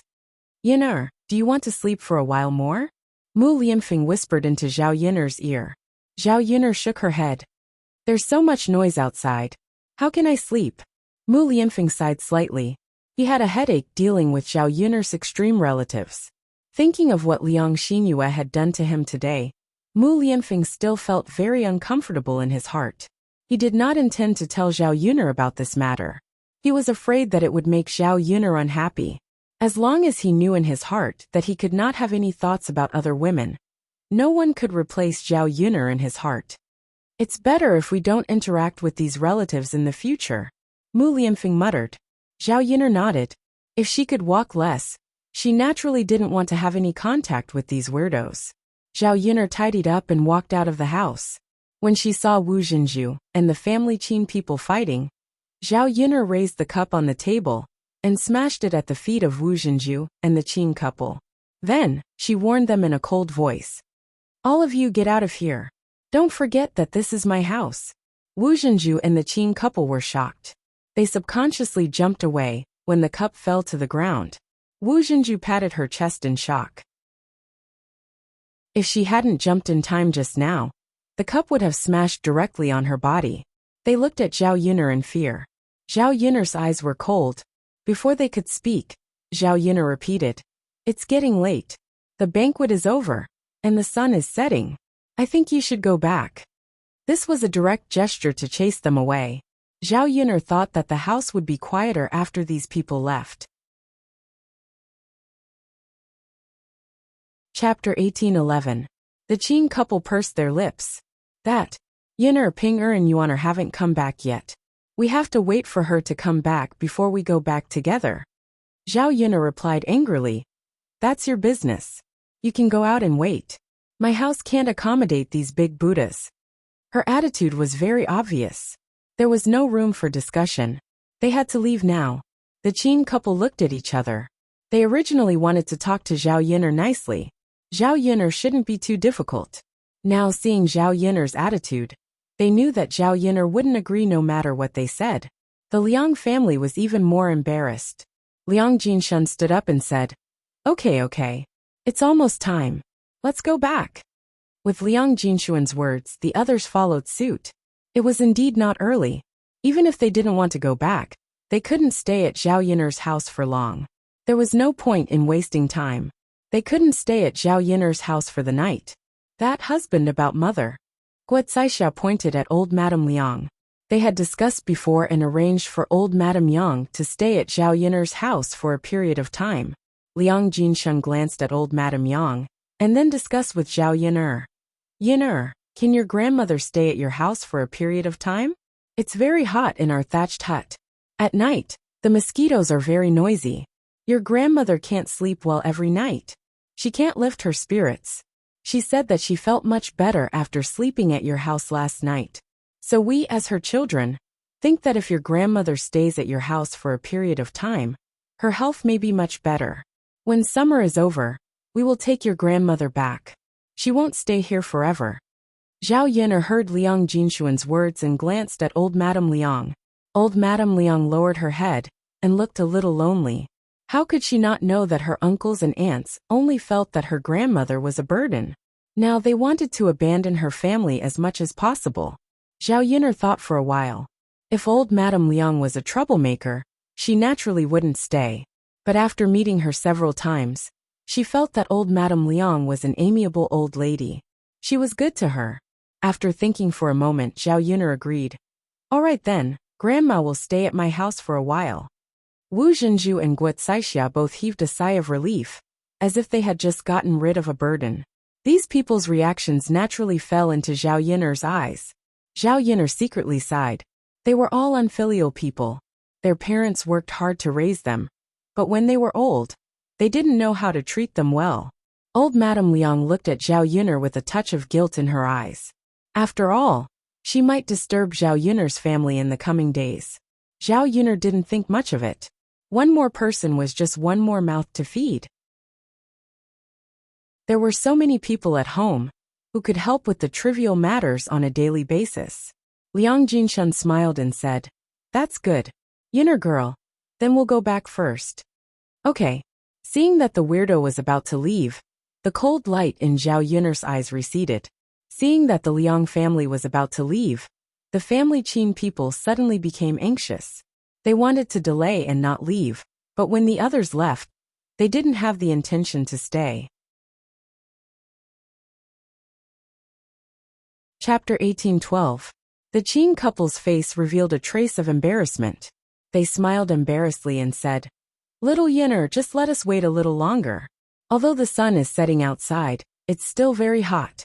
Also, it's easy for our legs to hurt if we stand up. We're already so old. How can we withstand the torment? Zhao Yuner replied without any trace of politeness. What does that have to do with me? The Qin couple did not expect Zhao Yuner to be so direct and rude. She was even a little vulgar. Seeing that Zhao Yuner's expression was not good, and her words were unpleasant, Mu Chunfang silently scolded Zhao Yuner a few times in his heart. In any case, we're in-laws. You can't be so ruthless. It's really bad luck to have to deal with this kind of person. Mu Chunfang could not help but mutter. Qin Dahai hurriedly poked Mu Chunfang's arm, indicating that Mu Chunfang should stop talking. It would not be good if Zhao Yuner heard it. However, Zhao Yuner could not be bothered with these people. Instead, she said lightly, I'll count to 3. If you don't leave, then don't blame me for being rude. The Qin couple did not seem to care about Zhao Yuner's threat. They wanted to continue staying and not leave. Zhao Yuner directly called out to Little Hay outside. Little Hay, come here. Little Hay was originally lying under the shade of a tree. The weather was very hot, and he was covered in fur. He felt even more uncomfortable than a human. He stuck out his tongue and kept sticking it out. When he heard Zhao Yuner's call, Little Hay quivered. He immediately got up from the ground and ran into the house. At first, the Qin couple did not know why Zhao Yuner called a dog into the house. When Little Hay came in, the Qin couple finally understood what Zhao Yuner was planning to do. She was afraid that they would continue to stay and not leave, so she let the dog chase them away. Little Hay, I'll leave these people to you. Xiao He understood what Zhao Yuner meant. It bared its fangs and barked at the Qin couple. It looked like it was going to pounce on them and bite them.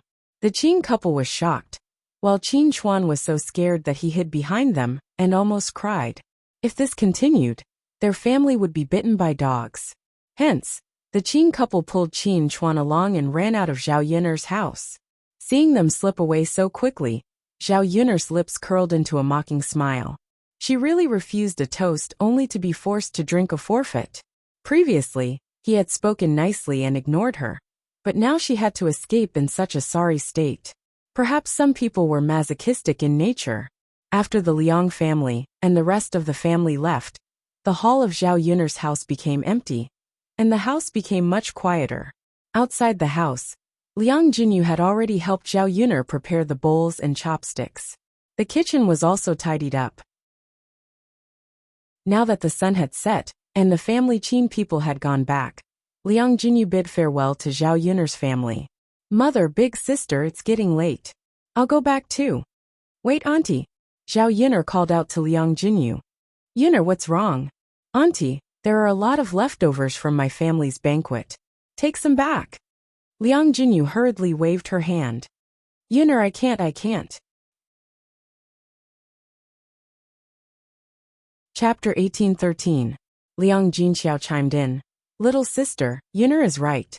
You should at least bring some back for brother-in-law and the children to try.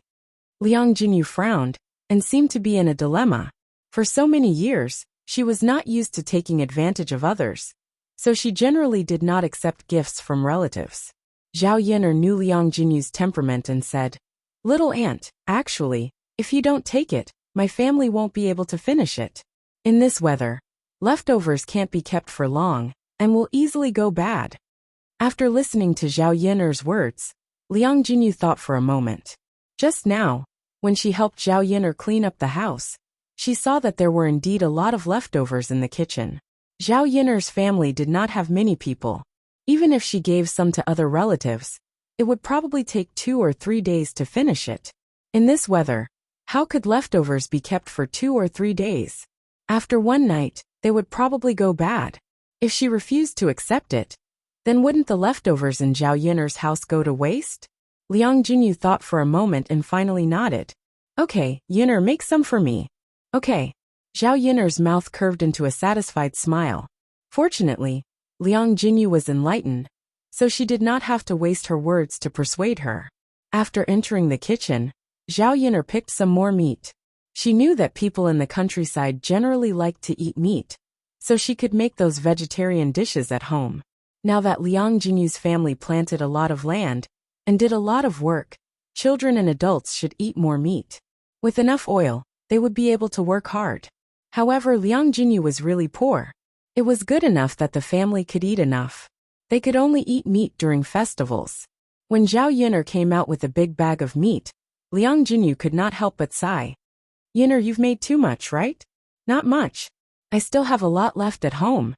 It's a waste if we can't finish it. Auntie, if you bring more back, you'll definitely be able to finish it." Zhao Yin'er was right. Liang Jinyu had a lot of children. She could probably finish a few bowls of meat by herself. There was no reason for her to not be able to finish it. Liang Jinyu smiled embarrassedly. "All right then, Yin'er girl. I won't be polite with you. Then I'll accept it." Yeah. Liang Jinyu did not stay any longer and hurried back to the village. There was still a long way to go between the two villages. If they went back too late, Liang Jinyu would probably have to wait until the sky turned dark. On the other hand, Li Chuiying also got up and prepared to go back. Zhao Yin'er thought that besides her and Liang Jinxiao, Li Chuiying had done the most work and was the most tired. There were so many leftovers at home. Zhao Yin'er also packed some food for Li Chuiying, so that Li Chuiying could take it back, so that Li Chuiying would not have to go through the trouble of preparing dinner. At first, Li Chuiying refused like Liang Jinyu, but after being persuaded by Zhao Yin'er, he obediently accepted the leftovers from Zhao Yin'er. Now Li Chuiying knew how to be grateful. After accepting Zhao Yin'er's things, he thought that in the future, when Zhao Yin'er's family had work to do, he should come over to help. He could not take advantage of her. Zhao Yin'er rested for a while, and dusk gradually fell. Today's excitement passed very quickly. The big house was not as lively as it was during the day, but she could have a good sleep at night. Chapter 1814. For dinner, Zhao Yin'er's family heated up some leftovers and made do with it. Zhao Yin'er put the leftovers in the simple fridge. With ice cubes, the leftovers naturally wouldn't spoil easily. She could take them out when she wanted to eat them later. After dinner, Zhao Yin'er boiled a large pot of hot water and prepared to take a good bath. Although the weather was very hot, a hot bath would still make the body feel much more comfortable. After boiling the water, Mu Lianfeng helped Zhao Yin'er carry the water into the room.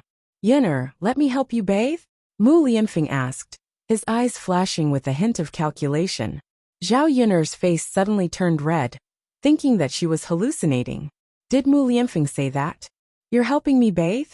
Zhao Yin'er asked weakly, confirming that it wasn't Mu Lianfeng who said that. "That's right." Mu Lianfeng nodded. Zhao Yin'er swallowed her saliva, her ears turning even redder. Mu Lianfeng explained, "Yin'er, you're very tired today. Take a bath later, and I'll help you massage. Your tiredness will definitely subside, and you won't be so tired anymore." Zhao Yin'er hesitated and said embarrassedly, "There's no need. Then wouldn't I be seen naked by you?" She felt very shy just thinking about it. When she and Mu Lianfeng did that kind of thing, they always did it at night. when it was so dark that they couldn't see each other's bodies clearly. If she were to be seen naked by Mu Lianfeng, just thinking about it would make her blush, and her heart beat faster. Mu Lianfeng's eyebrows were raised, and there was a hint of mockery in his eyes. He moved closer to Zhao Yun'er and gently blew into her ear. Yun'er, which part of your body haven't I seen before? Zhao Yun'er did not expect Mu Lianfeng to become so lecherous and shameless. Her face turned even redder. She had never imagined what Mu Lianfeng would look like when he turned into a hooligan. Now she finally saw it for herself. He was supposed to be a cold and aloof Prince Charming. Why didn't he work in front of her? When Mu Lianfeng saw Zhao Yun'er's shyness, he continued to smile and said, Yun'er, now that we are husband and wife, we will officially become husband and wife after the wedding. You don't have to be shy in front of me, right? Zhao Yun'er was so embarrassed that she did not want to talk to Mu Lianfeng. A pervert was a pervert. Why would he talk about such nonsense? Originally, Zhao Yun'er wanted to refuse, but Mu Lianfeng did not give her a chance to escape. He stayed in the room and did not leave. Zhao Yun'er could only glare at Mu Lianfeng. Under Mu Lianfeng's scorching gaze, she slowly unbuttoned her clothes. Fortunately, there was only one candle in the room, so the light was not very bright. After changing her clothes, Zhao Yun'er quickly got into the wooden tub and began to soak in it. Her hiding place was just right to be covered by the water. This way, she would not be so shy in front of Mu Lianfeng. Mu Lianfeng walked to the side of the wooden tub and took a towel to help Zhao Yun'er wipe her body. Zhao Yun'er was embarrassed at first, but then she found that Mu Lianfeng was helping her wash. She did not need to do anything and felt quite comfortable. Leaning against the edge of the wooden tub, Zhao Yun'er closed her eyes and lay down with a look of enjoyment. As Mu Lianfeng washed, he helped Zhao Yun'er rub her shoulders and back. His technique was very skillful. It seemed that he had done this many times. Mu Lianfeng's hands moved forward mischievously and grabbed the two soft lumps in front of Zhao Yun'er. Chapter 18:15. However, Mu Lianfeng had no intention of stopping and continued to move his hands. Zhao Yun'er felt that Mu Lianfeng was really going overboard this time. She didn't say anything, but he still didn't withdraw his hands. Pervert, what a big pervert! Zhao Yun'er cursed in her heart. On the surface he looked well dressed, but on the inside, he was worse than a beast. What happened to being a proper man? Where did he go now? Zhao Yun'er blushed and said to Mu Lianfeng, You shameless! Let go of me. However, Mu Lianfeng murmured softly, Yun'er, this thing is so comfortable. It's so soft to the touch. It feels so good. Zhao Yun'er. Damn it, how could it not be comfortable? Two soft lumps of flesh. Of course it would feel good to the touch. However, under normal circumstances, who would let someone else touch them? Even if it was between husband and wife, they would feel embarrassed. Pervert. Zhao Yun'er couldn't help but complain. However, Mu Lianfeng smiled and said shamelessly, Yun'er, I'm only perverted to you. You're the only one I'm perverted to. So she had to be grateful to him. How shameless. Zhao Yun'er tried to struggle and escape from Mu Lianfeng's claws. However, to Zhao Yun'er's disappointment, Mu Lianfeng's claws followed her like a shadow and grabbed her two lumps. He even murmured softly in her ear, Yun'er, don't move. Let me continue to massage. More massages will help you grow. Zhao Yun'er. How could this guy find such a high-sounding reason for everything he did? So he was saying that she was too small? You. When did you become so shameless? Zhao Yun'er scolded angrily. However, Mu Lianfeng didn't get angry. Instead, he smiled and said, So what if I'm shameless to my own wife? She was actually speechless. However, after Mu Lianfeng massaged her for a while, he continued to help her bathe and massage other parts of her body. Zhao Yun'er's body felt much more comfortable. However, after helping Zhao Yun'er bathe, Mu Lianfeng became restless.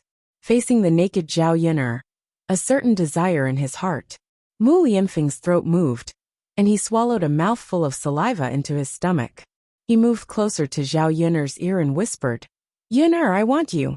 After soaking in the hot water for so long, Zhao Yun'er's body was already hot enough. When Mu Lianfeng said this, Zhao Yun'er felt her face become a little hotter. What nonsense are you talking about? Zhao Yun'er said somewhat angrily. She felt really shy and embarrassed. However, Mu Lianfeng scooped Zhao Yin'er up from the wooden tub. He took a towel from the side and wiped the water droplets on Zhao Yin'er's body. Then he carried Zhao Yin'er to the bed. Zhao Yin'er closed her eyes. She didn't dare to face Mu Lianfeng. Did this guy really want to eat her up? Stop fooling around. Zhao Yin'er muttered softly. But Yin'er, what should I do if it needs to vent? Mu Lianfeng said to Zhao Yin'er with a smile that was not a smile. Zhao Yin'er naturally knew what Mu Lianfeng was referring to by it. You solve it yourself. Zhao Yin'er replied weakly. It said that it misses you. Mu Lianfeng said softly. She was clearly the pervert, but now he said that. Men were indeed the same. The more serious they looked, the more terrifying they were when they were beasts. Chapter 18:16. No. Zhao Yin'er refused without hesitation. Mu Lianfeng asked in confusion. Zhao Yin'er blushed and replied, I don't have any contraceptives at home. What if something went wrong and she accidentally got pregnant? Now that she was in the stage of making a fortune, having a child would be a burden. Besides, she already had Daodu, so she wasn't in such a hurry to have a child. In addition, she had just adopted Tian Tian. Although Tian Tian was in a tiger's den, she believed that she would be able to rescue Tian Tian one day. Tian Tian was still so young. If she had another child, it wouldn't be good for the child. Even if she had another child, she would have to wait for a few years. It would be easier to take care of the two children when they were older. Mu Lianfeng's eyes revealed a trace of disappointment. Yin'er, we're about to get married. Can't we have another child? Seeing Mu Lianfeng's disappointment, Zhao Yin'er couldn't bear it. Then, she explained to Mu Lianfeng. After Mu Lianfeng heard it, although he was a little disappointed, he respected Zhao Yin'er very much. The originally valiant and high-spirited thing was still firm. Mu Lianfeng fell asleep on Zhao Yin'er's side and hugged Zhao Yin'er from behind. Zhao Yin'er felt a hard object pushing against her from behind. She didn't even have to think about it. It was Mu Lianfeng's thing. Through Mu Lianfeng's pants, Zhao Yin'er still felt a burning sensation. That thing seemed to be eager to enter her body. Mu Lianfeng hugged Zhao Yin'er and whispered in Zhao Yin'er's ear. Yin'er, look, it's a little out of control. If you don't help, it might stay like this tonight. It's too uncomfortable. After living in the 21st century for 20 to 30 years, Zhao Yin'er had a lot of knowledge and education in this area. She knew that it was indeed uncomfortable for a man's thing to stay firm. She was afraid that something would happen after one night. How can I help? Zhao Yin'er asked weakly. She couldn't do it. What other good way was there to let Mu Lianfeng vent? In the next second, Zhao Yin'er regretted asking this question. Mu Lianfeng said, Why don't you kiss it? Naturally, Zhao Yin'er knew that it wasn't a simple kiss. She wanted to help Mu Lianfeng. For a moment, Zhao Yin'er's face turned red. Why didn't she see it? Mu. This fellow was really too perverted. Zhao Yin'er was curious. Could it be that the ancient people were different from what she thought? You wishful thinking. Zhao Yin'er replied shyly. She would rather have sex with Mu Lianfeng than do such a thing. At least she could close her eyes when doing it. But Mu Lianfeng's so-called kiss. Zhao Yin'er couldn't stand it. Mu Lianfeng had the nerve to say it. She didn't know when this guy had become like this. Or men were actually very perverted. It was just that different people pretended to be different. How about using your hands? Mu Lianfeng continued to bargain with Zhao Yin'er. Zhao Yin'er still shook her head. Using her hands wasn't good. Thinking about Mu Lianfeng's thick thing, she didn't dare to touch it. But Yin'er, if you don't help, I'm afraid I won't be able to sleep tonight. It's too torturous. Sai, if something happens to it, what will happen to your happiness in the future? Mu Lianfeng muttered. Chapter 18:17. Zhao Yin'er pondered for a while. If Mu Lianfeng wasn't uncomfortable, he probably wouldn't have said these words. She and Mu Lianfeng were together. There were too few opportunities for Mu Lianfeng to eat meat. This man had held it in countless times. If he continued to hold it in for a long time, what if he couldn't get it one day? Her happiness for the rest of her life would indeed be affected. Zhao Yin'er pondered for a while. Should she help Mu Lianfeng? She couldn't let her man hold it in. And that why don't we? Zhao Yin'er thought about it. Why don't we indulge once? It shouldn't be so easy to cause a mishap, right? After all, it wasn't so easy to get pregnant. She seemed to be in the safe period, so the chances of getting pregnant were relatively low. Mu Lianfeng listened to Zhao Yin'er's words, and his heart moved slightly. Yin'er, is it really okay? If I get pregnant? I shouldn't get pregnant. Let's not be too indulgent. Zhao Yin'er replied weakly. With Zhao Yin'er's words, Mu Lianfeng couldn't hold it in anymore. He couldn't wait to turn over, and suddenly fell on Zhao Yin'er. Some kind of object was pressed against Zhao Yin'er's abdomen, making Zhao Yin'er very nervous. She and Mu Lianfeng had done this too few times, so she was still very shy now. Mu Lianfeng knew that Zhao Yin'er was embarrassed, so he had been in a dominant position, and reached out to help Zhao Yin'er lead. Zhao Yin'er trembled where Mu Lianfeng touched, but she slowly felt it. She felt that she couldn't wait for Mu Lianfeng to get to the point. Mu Lianfeng wasn't in a hurry. He patiently adjusted Zhao Yin'er's state. The two people's bodies were tightly pressed together, like two intertwined flames, intertwining with each other, and then gradually blending into each other. The moment Mu Lianfeng entered Zhao Yin'er's body, the two of them seemed to have been relieved, and a sense of pleasure spread throughout their bodies. Gradually, the two of them seemed to have reached the clouds, and their bodies relaxed. It had to be said that tasting it occasionally was a very good feeling. No wonder the ancients said, food and sex are human nature. This was originally a human instinct. Doing this kind of thing was also necessary for human reproduction, but they could still get pleasure from it. As long as they didn't indulge, it was still a very good thing. The two of them were sweating profusely as they lay on the bed. After Mu Lianfeng caught his breath, he took a towel and helped Zhao Yin'er wipe her body. Then he took his own back, and returned to the clean bed. Mu Lianfeng hugged Zhao Yin'er from behind. After doing this kind of thing, he felt that he and Zhao Yin'er seemed to be more intimate. Yin'er, can we do it a few more times tonight? Zhao Yin'er choked on Mu Lianfeng's words. A pervert was indeed a pervert. He didn't know how to control himself at all. It was fine if he did it once, but he actually wanted to do it again. He was too shameless. No. Zhao Yin'er refused without hesitation. Yin'er, why? Weren't the two of us very happy just now? Zhao Yin'er didn't know how to respond for a moment. Happiness was happiness, but there was no need to do it all the time, right? Couldn't he understand her shyness as a woman? Mu Lianfeng saw that Zhao Yin'er didn't speak, so he had to give up on this idea. Chapter 1818. If he could do this with Zhao Yin'er for the rest of his life, he would be willing. It seemed that their bodies had been relaxed to the extreme. The two of them lay on the bed, and soon fell into a deep sleep. What the two of them didn't know was that when they were doing this, they were accidentally seen by someone. This person was Liang Xinzi. Liang Xinzi originally wanted to take a bath, so she came to find Zhao Yin'er to borrow a towel. She didn't expect that when she arrived at Zhao Yin'er's door, she saw that Zhao Yin'er's door was tightly shut. She planned to knock on the door, but then she heard a sound coming from the room. When she went closer to listen, she found that the bed in the room was making a creaking sound. The sound was very loud. It should be that someone was messing around on the bed, which was why there was such a sound. At the same time, the creaking sound of the bed was accompanied by a woman's cry. Liang Xinzi was also a big girl, so she more or less understood this kind of thing. That was someone doing something shameful in the room. She had seen her parents like this before at night, but she was still very shy about this kind of thing. This was Zhao Yin'er's room. Without thinking, it was Zhao Yin'er and Mu Lianfeng who were doing this kind of thing. Although she knew that Zhao Yin'er and Mu Lianfeng were together, she didn't expect that the two of them would develop so quickly. They even did this kind of thing. Listening to the sounds inside, Zhao Yin'er seemed to be enjoying it very much.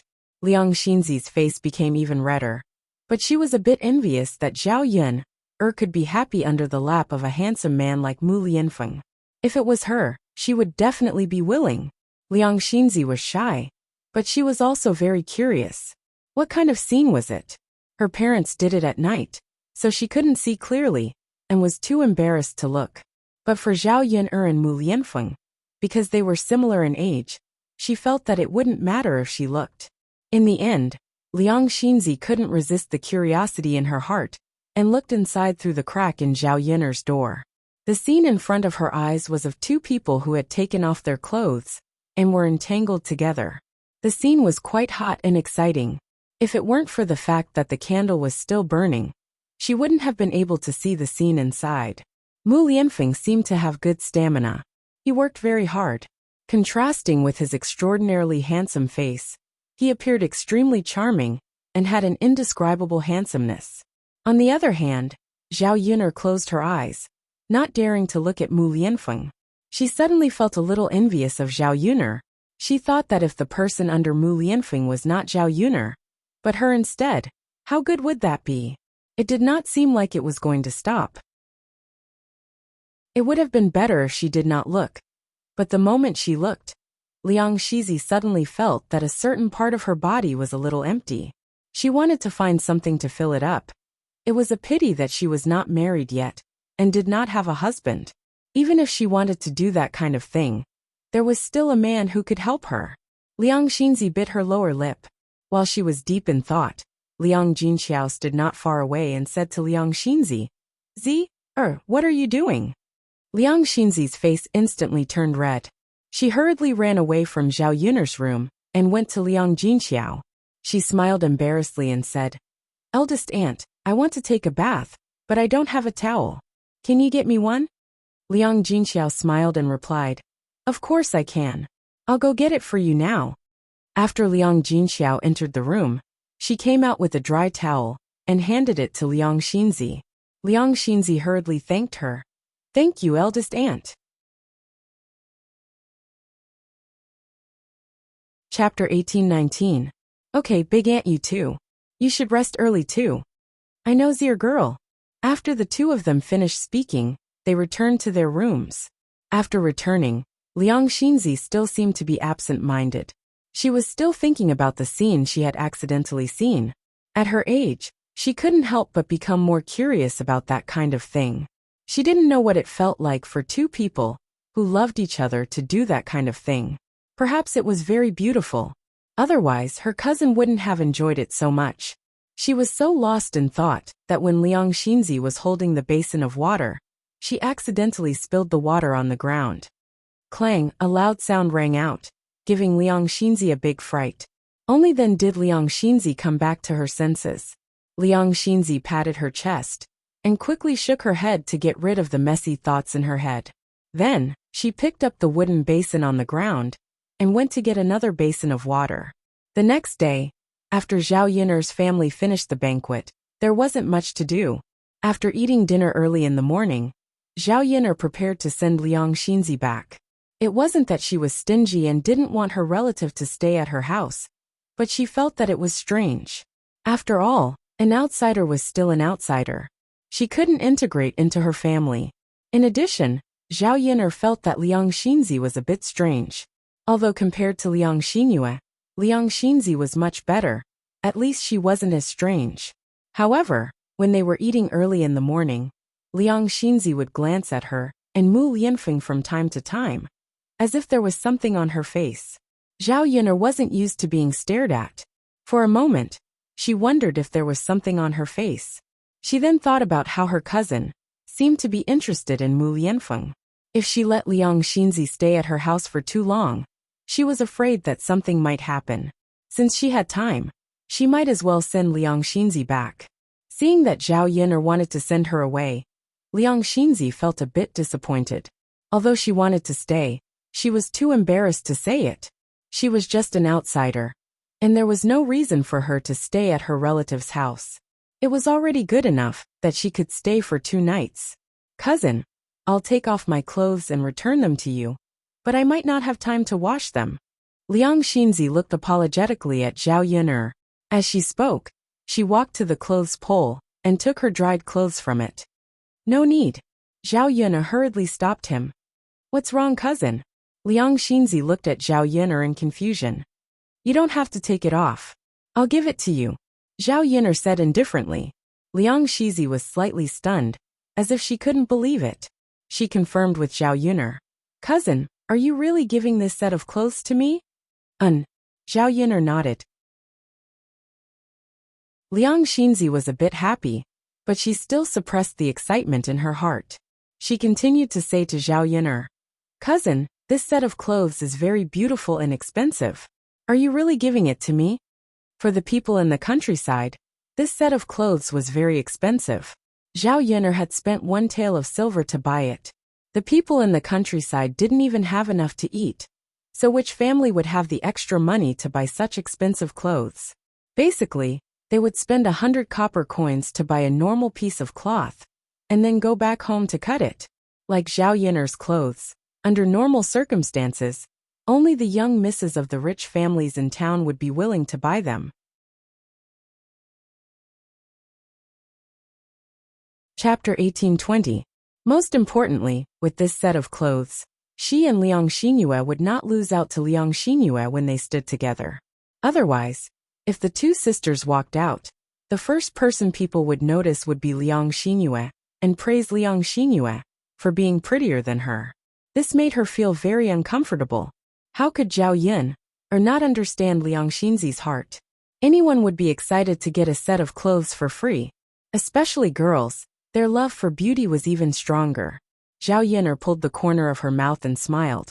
What could it be that I would lie to you? After receiving Zhao Yun's confirmation, Liang Xinzi's face smiled like a flower. She quickly said, Cousin, you're so good to me. I'm afraid that even my own sister would not treat me like this. If everyone was like you, Cousin Yun, that would be great. Who didn't like to hear nice words? As long as Liang Xinzi knew how to be grateful, it was fine. This was not the attitude of Wu Zhenju's family.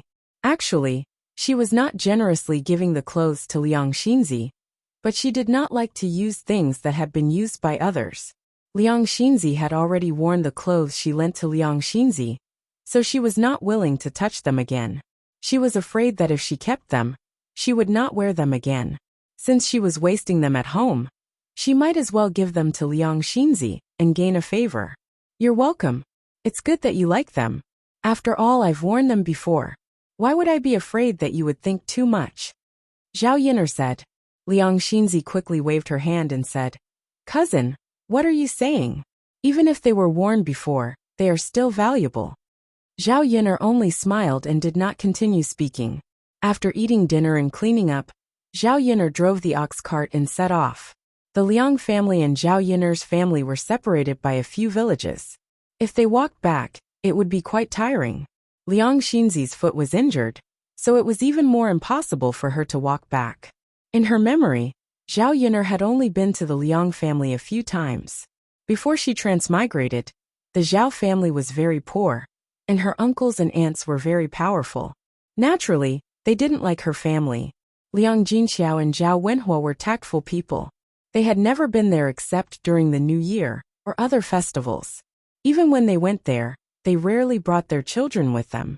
They were afraid that they would cause trouble for the Liang family. The last time Zhao Yun went there was about 7 or 8 years ago. Her Xiaomao helped me get up very quickly, and in a short while, I arrived at the Liang family's village. The Liang family's village was similar to the Shuilan village. They were both poor villages. The Liang family could be considered as a wealthy family in the village. The Liang family's ancestors had a pretty good life and had quite a few fields. Although this generation had declined a bit, a starving camel was still bigger than a horse. Their lives were still pretty good. In addition, her 2 uncles were bricklayers. Usually, they would work for others and earn some money. The Liang family might not be rich, but at least they didn't have to starve. Before they arrived at the Liang family, the villagers saw Liang Xinzi as soon as they entered the village. At the same time, they were curious about Zhao Yun, who was driving the ox cart. A few girls around the same age, as Liang Xinzi saw that Liang Xinzi was wearing a pretty silk dress. They couldn't help but feel a trace of jealousy in their hearts. They said sourly, Liang Xinzi, where did you go to be so rich that you came back with such good luck? Liang Xinzi had a smile on her face as she said, I went to my aunt's house. Yesterday, I was drinking wine at her house. Chapter 1821. Isn't that obvious? No matter how rich their family is, they wouldn't be willing to buy such clothes. Liang Xinzi, I heard that your eldest aunt's family is very rich. Your family is really lucky to be able to climb up to rich relatives. AI, it's a pity that my family doesn't have any. If I could wear such beautiful clothes, I would definitely be very beautiful. Clothes make the man, Buddha makes the gold. Who wouldn't look beautiful wearing these clothes? When Zhao Yun'er heard these little girls talking one after another, the corner of her mouth couldn't help but twitch. It really was as the saying goes, 3 women make a play. Places with women were troublesome.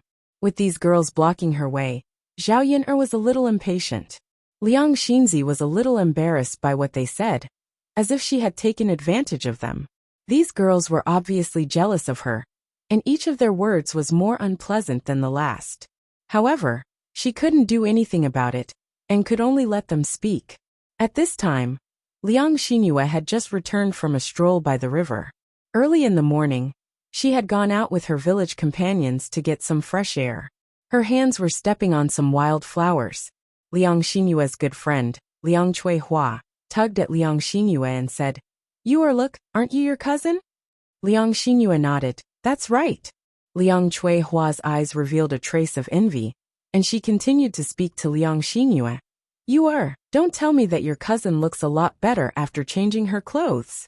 Where did she get these clothes? Your family couldn't have only bought clothes for her. But you didn't, right? Liang Xinyue lazily glanced at Liang Xinzi and snorted disdainfully. That was bought for her. I just borrowed it from my cousin. Borrowed it from your cousin? That's right, the one driving the donkey cart. Liang Xinzi pointed at Zhao Yun'er. Liang Cuihua stared at Zhao Yun'er. Seeing that Zhao Yun'er was wearing coarse clothes, she couldn't help but be curious. Is there something wrong with your cousin's head?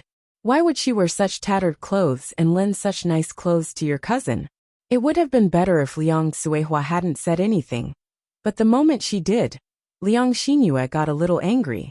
She snorted and replied to Liang Cuihua. Who knows what she's thinking? Then there must be something wrong with her head. Liang Cuihua looked at Zhao Yun'er sympathetically. As the two of them spoke, Liang Cuihua led them over to Zhao Yun'er and Liang Shizi to join in the fun. After arriving, Liang Xinyue heard the people around her talking about how beautiful Liang Shizi's clothes were. Liang Xinyue felt uncomfortable when she heard this.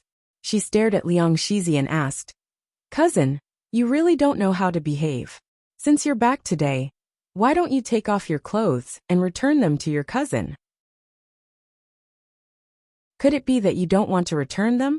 Liang Xinyue said this to sow discord between Liang Shizi and Zhao Yun'er, so that Zhao Yun'er wouldn't have a good impression of Liang Shizi. On the other hand, she wanted to show Liang Shizi's vanity in front of everyone. She didn't even know how to return the clothes she borrowed. After Liang Xinyue said this, Liang Shizi's face turned red. She weakly replied, Mimi, don't talk nonsense. It's not that I don't want to return these clothes to my cousin. My cousin gave them to me. Liang Xinyue didn't believe her. How is that possible? How could my cousin be willing to give such beautiful clothes to you?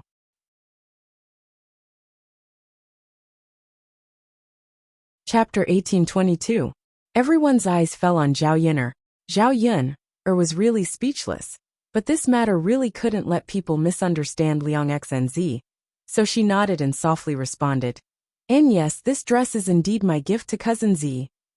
Since Zhao Yun'er had spoken, Liang Xinyue couldn't continue to bite Liang Xinzi. But she was even more jealous. She couldn't understand why Zhao Yun'er would give such beautiful clothes to Liang Xinzi. It was obviously expensive, but Zhao Yun'er was willing to give it to her? Thinking about how Zhao Yun'er gave Liang Xinzi clothes, but didn't give it to her, Liang Xinyue's jealousy grew. Her cousin was really biased. They were both cousins. Since she gave it to Liang Xinzi, she should at least give it to her. Of course, Liang Xinzi was just thinking about it. She couldn't count on Zhao Yun'er to give her clothes. Yesterday, Zhao Yun'er was so stingy that she refused to lend it to her. How could she give it to her? Liang Xinyue looked at Liang Xinzi's beautiful clothes and found them to be very dazzling. She could not show her jealousy on her face, so she just glanced at Liang Xinzi and said, I really have to hand it to you. You want clothes that she has already worn. You really want to take advantage of her. After Liang Xinyue finished speaking, the other girls around them were jealous of Liang Xinyue. So they followed behind Liang Xinyue and said, "That's right. It's not like it's new. What others have worn is good. Isn't it because of vanity? She wants to wear nice clothes to show off in front of us. If it's new, she can show off. What's so good about this second-hand dress?" If Liang Xinyue didn't say it, we wouldn't know that Liang Xinzi is wearing old clothes. She doesn't look that good. She just wants to wear nice clothes. But it's useless. She's so old. It's hard to find a good husband. These people were chattering, one sentence after another. Zhao Yun'er could not help but sigh that these people were really bored. Women really liked to be jealous. They were very petty. Liang Shizi was a thin-skinned person. When these people said this, her face immediately turned red. Liang Shizi had originally been happy. But now, because of these people, Liang Shizi felt that the clothes she was wearing were very prickly. It was abnormally uncomfortable to wear. Zhao Yun'er glanced at Liang Shizi and felt some sympathy for Liang Shizi. She opened her mouth and said, "What's wrong with old clothes? Could it be that old clothes couldn't be worn? I've only worn these clothes a few times. If I didn't tell you, you wouldn't be able to tell. I don't understand. All of you are wearing patched clothes. My clothes are intact and brand new. Why are all of you criticizing me?" When Zhao Yun'er said this, all of them looked at Zhao Yun'er. Although Zhao Yun'er was speaking the truth, these people said this purely out of jealousy. Liang Shizi looked gratefully at Zhao Yun'er. Her cousin was really good. She spoke up for her. It made her feel very touched. Liang Xinyue's expression did not look too good. "Cousin, that's true. But Cousin Z, took advantage of you. If it were me, I definitely wouldn't want it."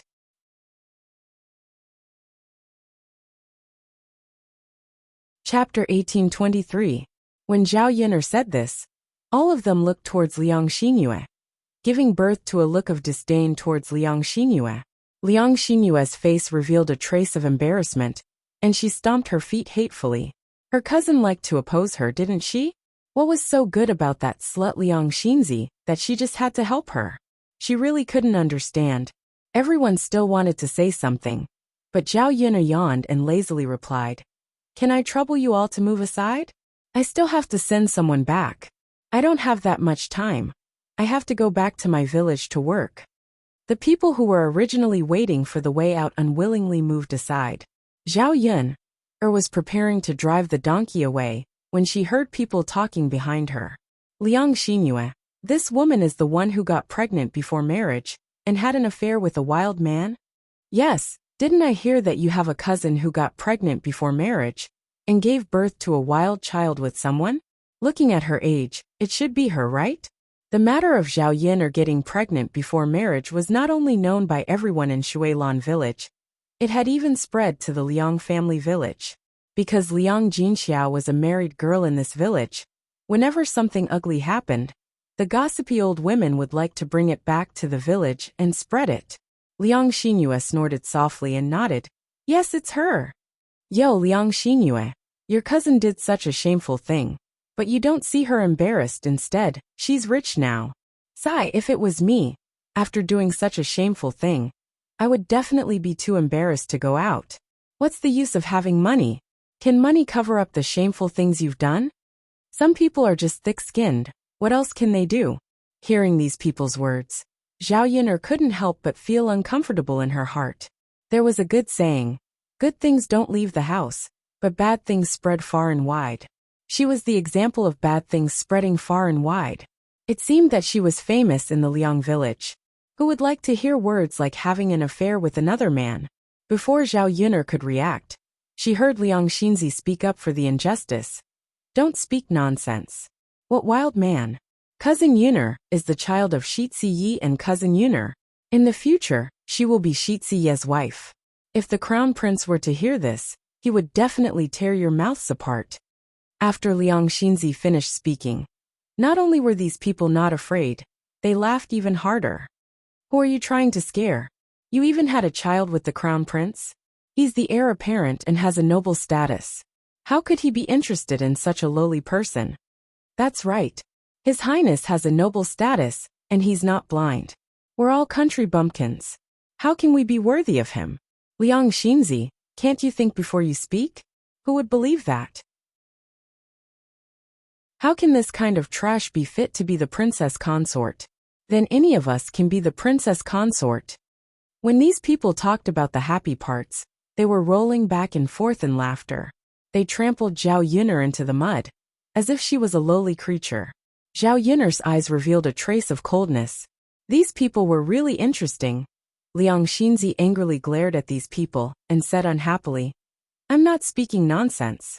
My cousin is indeed going to be together with Shi Ziyi and marry him to be the princess consort. The imperial edict was passed down that day and I saw it. If you don't believe me, you can ask my younger sister Yuer. She was also there that day.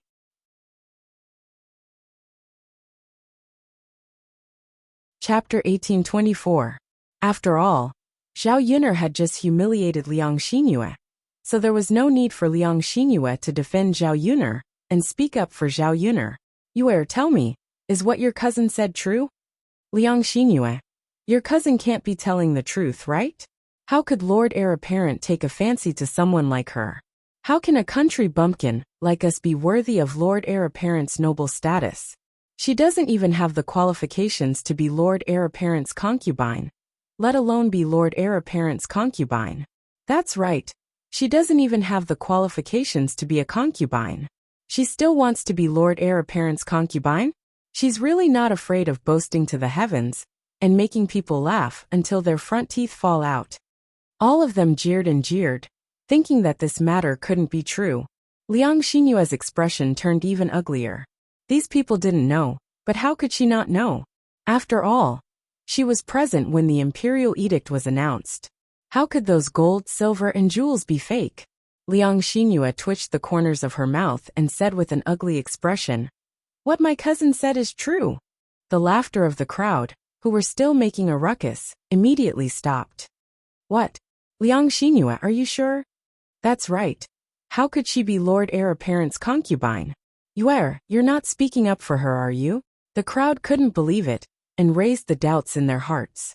The corner of Liang Xinyue's mouth twitched, and she repeated herself, I didn't say anything wrong, and I didn't speak up for her. It's just as my cousin said. His Majesty even issued an imperial edict. I was there that day and saw it.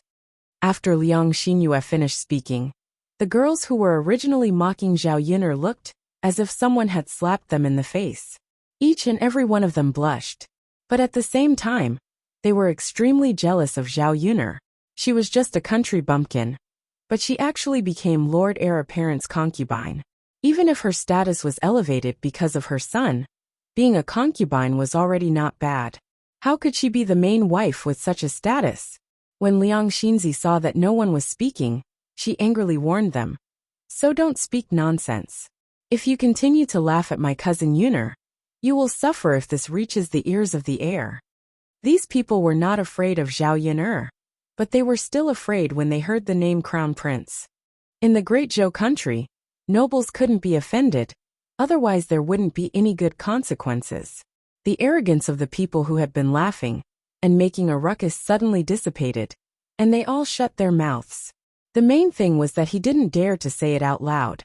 If Zhao Yuner really went to complain to Shi Ziyi, it wouldn't be worth it for them to suffer. Zhao Yuner was too lazy to argue with these ignorant women. What she wanted to say, Liang Xinzi had already said for her. There was no need for her to say anything. If she really used Mu Lianfeng's identity to say anything, it would seem like she was showing off. Now that these people had stopped, Zhao Yuner urged Xiao Mao to continue moving forward. When Zhao Yuner walked away, these people began to discuss again.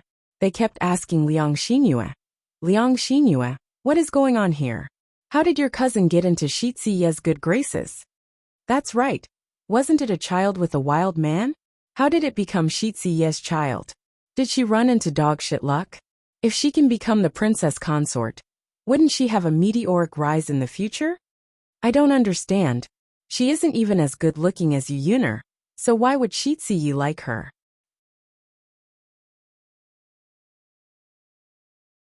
Chapter 1825.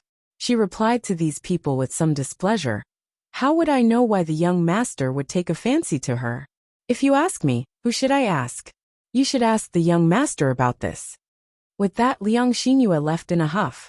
She was still displeased. She was still angry about Zhao Yin'er. As soon as she thought about how arrogant Zhao Yin'er was in front of her, and how Zhao Yin'er was going to marry the young master, she felt extremely jealous. She just could not feel good. She did not want to be with the young master anymore.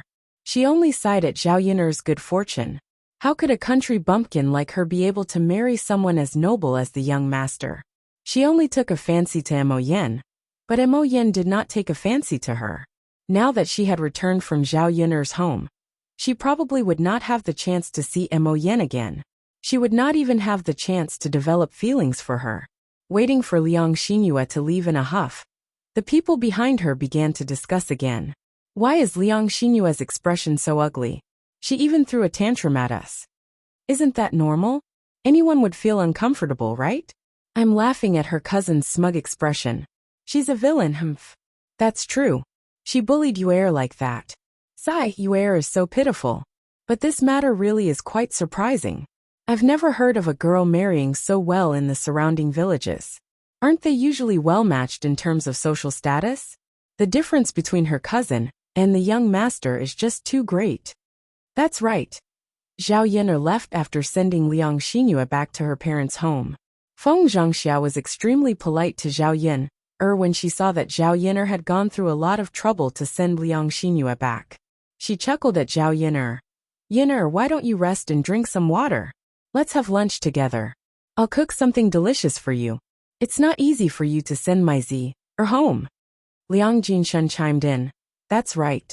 Yin'er, why don't you stay for lunch at eldest uncle's house? Although the food isn't as good as yours, we'll try our best to make it more sumptuous. Zhao Yin'er refused indifferently. No need. Uncle, aunt, you don't have to be so polite. I have nothing to do today. I just happen to have time to send cousin Zier back. However, Liang Jinshan said with a serious face. How can that be? Yin'er, you came all the way here. You still have to save your lunch. Otherwise, this is not the way to treat a guest. Zhao Yin'er sneered in her heart. Now that her family was doing well, the Liang family wanted to curry favor with her, so they asked her to stay for dinner. Zhao Yin'er remembered that when Yang Liang Jinxiao and Zhao Wenhua visited her eldest uncle and second uncle's house to visit relatives, her two uncles weren't so enthusiastic to ask them to stay for dinner. Zhao Yin'er didn't want to have much to do with these snobbish people, so she flatly refused again. Eldest uncle, aunt, you don't have to trouble yourself. It's still early. I'll be anxious waiting here. Why don't I go back? There's still a lot of food left from yesterday's banquet. An extra mouth can eat more, so that it doesn't go to waste. Seeing Zhao Yin'er's resolute attitude, they guessed that they couldn't persuade her. Feng Zhangxia and Liang Jinshan were really good people. All right then. Take care on your way back. Okay. Zhao Yin'er said goodbye and directly turned to leave with Xiao Mao. Chapter 1826. However, the bottom part of the loquat tree had obviously been plucked, and there were still a lot of unplucked leaves on the top. If she wanted to pick them, she had to climb up the tree.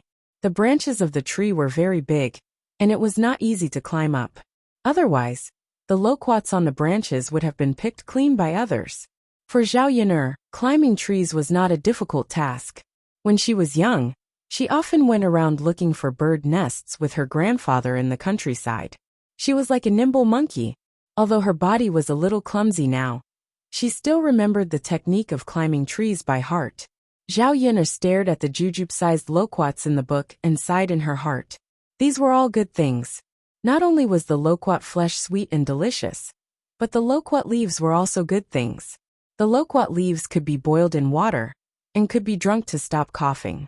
It was more effective than ordinary medicine. Xiao Mao stopped for a moment. Zhao Yin'er called out to Xiao Mao and stared at the loquats on the treetops and swallowed her saliva. Since it was an ownerless loquat tree, it was no problem for her to pick it. She would bring it back for Daodu and Mulan's children to try. For children it was good stuff. Zhao Yin'er did as she said. She rolled up her sleeves, walked to the loquat tree, and climbed up the trunk. Her movements were not as nimble as before, but it was not bad. She climbed very smoothly. Zhao Yun stepped on the branch and reached out to the loquats on the treetops. She had originally planned to put them in her pockets, but if all the loquats on the tree were picked, her 2 pockets would definitely not be able to hold them. She simply plucked them and threw them on the ground. She would go down and pick them up after she finished plucking them. As she plucked, Zhao Yun even plucked a few and stuffed them into her mouth. The sweet taste overflowed her entire mouth. This wild fruit was more delicious than the fruit bought in the 21st century. When she was about to finish plucking them, she suddenly saw a woman and a few children picking up the loquats that she had thrown on the ground. Zhao Yun frowned and scolded. "Hey, what are you doing?" Only then did the woman and the child raise their heads and glance at Zhao Yun on the tree. "What are you shouting for? What are you doing if you don't see us?" The woman replied unhappily, "I was the one who got this loquat. What right do you have to pick it up? What kind of attitude is this?" Zhao Yun was also a little angry. If these people's attitudes were better, it would be fine. At most, she would let them eat it. After all, this was not her family's loquat. However, these people's attitudes were obviously not good. They had no manners at all. The woman and her children were squatting on the ground, trying their best to put the loquats she had knocked down into their pockets. The woman snorted and said, "You knocked it down, so it's yours? This loquat tree is not your home. What's wrong with us picking it up?" Zhao Yun's expression turned even uglier. She jumped down from the tree and walked towards the woman. When the woman saw Zhao Yun's fierce look, she was more or less afraid. She muttered and asked, What do you want to do?" Zhao Yun said, "If you have the ability, go up the tree and get it yourself. What's the point of picking up the loquats that I worked so hard to pluck for free?" The woman sized up Zhao Yun. Her eyes turned and she snorted, You're not from our village." Zhao Yun narrowed her eyes for a moment, thinking about what this woman meant.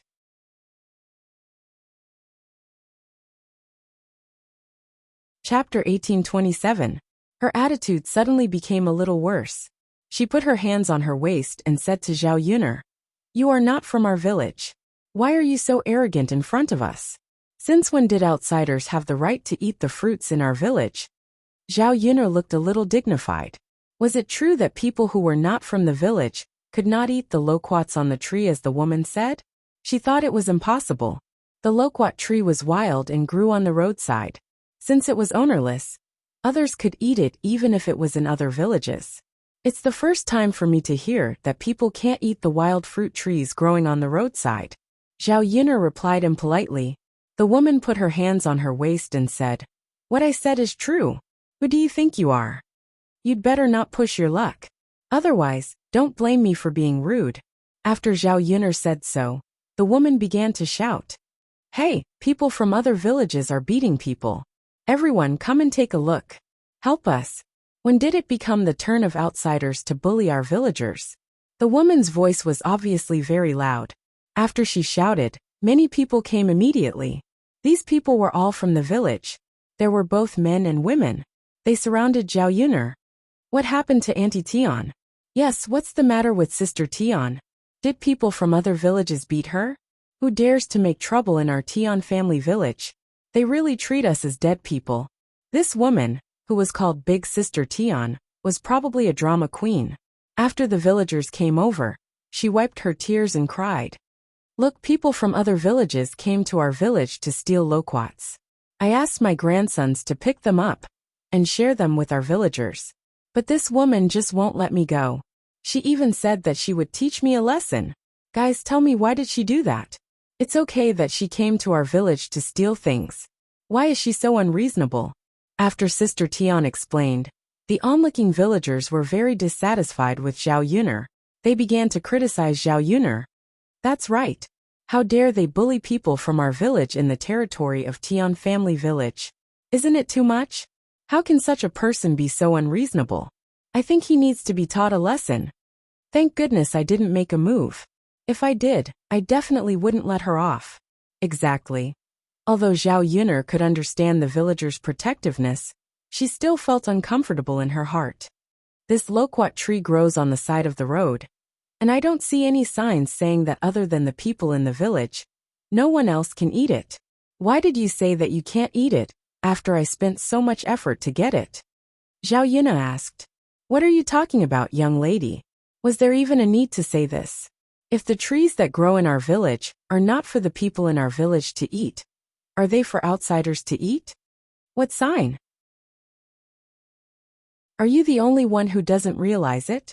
Most people wouldn't pluck it. Get out of here. Don't think about the loquats that you plucked. If you don't get out of here, we won't be polite to you. Zhao Yun'er suddenly felt as if she had eaten shit. These people were really good at making sarcastic remarks. She didn't see them going up the tree to pluck the loquats themselves.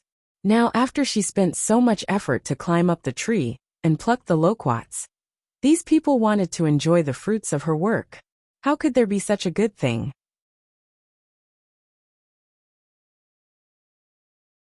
Chapter 1828. Zhao Yun'er glanced at the person who spoke up for her. It was a middle-aged woman who looked very kind. Sister-in-law Zhang, what are you talking about? Why should we share the things in our village with the people from other villages? Mrs. Zhang was a little embarrassed, but she still insisted. I'm just telling you the truth. If it weren't for this girl, no one in our village would climb up the treetop to pick the loquats. Now that this girl has plucked the loquats, we can get some to eat. But we should let her take some, right? After all, it's not easy to climb a tree. If she falls down accidentally, she will get hurt easily. It's such a dangerous thing. We can't let her take this risk for nothing, right? After hearing Mrs. Zhang's words, the villagers felt that what she said was somewhat reasonable. A few people chimed in. I think Auntie Zhang is right. I think we should give some loquats to this girl. I also agree with Mrs. Zhang. It's not easy for her to climb up the tree. We can't reap the rewards and take advantage of her, right? Well, that's right. We should let this girl take some. Seeing that the villagers suddenly spoke up for Zhao Yun'er, Mrs. Tian was a little unhappy. She raised her voice and said, if this happens again, I think people from other villages will like to take advantage of our Tian family village. At that time, they will take the grain in our fields and say that they spent a lot of effort to let us give them half of the grain. Mrs. Zhang sighed and said, Sister Tian, these two things are not the same. You can't compare them like this. But Mrs. Tian didn't give up and said, why can't we compare them? I think it's the same reason. Just as the two of them were arguing, someone saw a man in a green robe walking over from not far away. He looked to be in his early 20s. He had a refined appearance and was delicate and pretty. Although he looked a little thin, his temperament was very good. He had the elegant and clean feeling of a scholar. This man walked in the crowd. Compared with the rough men around him, he was very eye-catching. Zhao Yun'er couldn't help but take another look at this man. He didn't know why, but after seeing this man, he had a very familiar feeling, but he couldn't remember where he had seen him before. Moreover, there was a strange feeling of nervousness in her heart. She didn't know what she was nervous about. Tian Wenhan is here. Auntie Zhang, Sister Tian, stop arguing. Let Tian Wenhan speak. He is a scholar and knows more than us. In the countryside, the average scholar was highly respected by the people, because most of the farmers in the village were very poor. There were only a handful of people who could afford to go to school. This Tian Wenhan was not only one of the few scholars in the Tian family village, but he was also quite good at studying. Last year, he had passed the Xiucai examination and was the only Xiucai in the village. Now that the villagers had something to wrangle about, other than looking for Li Zhang, the second person they liked to look for was Tian Wenhan. Maybe he thought that Tian Wenhan had read a lot of books and had a lot of principles, so he wouldn't be biased. After someone shouted, Auntie Zhang and Sister Tian immediately closed their mouths and stopped talking. Although they were not convinced, they were willing to listen to what Tian Wenhan had to say.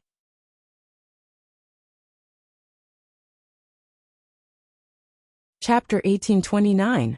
Wenhan, tell us, how should we judge this matter? Should we give this girl some loquats or not? When Tian Wenhan walked in, the villagers told him the whole story of the matter. Tian Wenhan's attention was not on what the villagers said, but on Zhao Yin'er. He thought he was mistaken, but when he looked again, it was indeed Zhao Yin. However, what made Tian Wenhan puzzled was that although the woman in front of him looked similar to the person in his memory, her temperament was completely different. Most importantly, this woman obviously saw him, but she was unmoved, as if she did not know him at all. Tian Wenhan was stunned for a few seconds, then he felt bitter, thinking that he might have mistaken her for someone else. Aunt Zhang and Sister Tian were waiting for Tian Wenhan to judge. Tian Wenhan thought for a moment. In addition to fairness, he also had some selfish motives for Zhao Yin'er. So he said to Aunt Zhang and Sister Tian, since this loquat tree grew on the side of the road, it was not planted by any of our families, and it was not planted in the village. Passers-by can eat it. Moreover, if this girl does not pick the loquats on the treetops, they will only rot on the tree. She spent a lot of effort to get up there, and it was not easy. Even if she doesn't pick a lot of loquats, at least half of them should be given to her.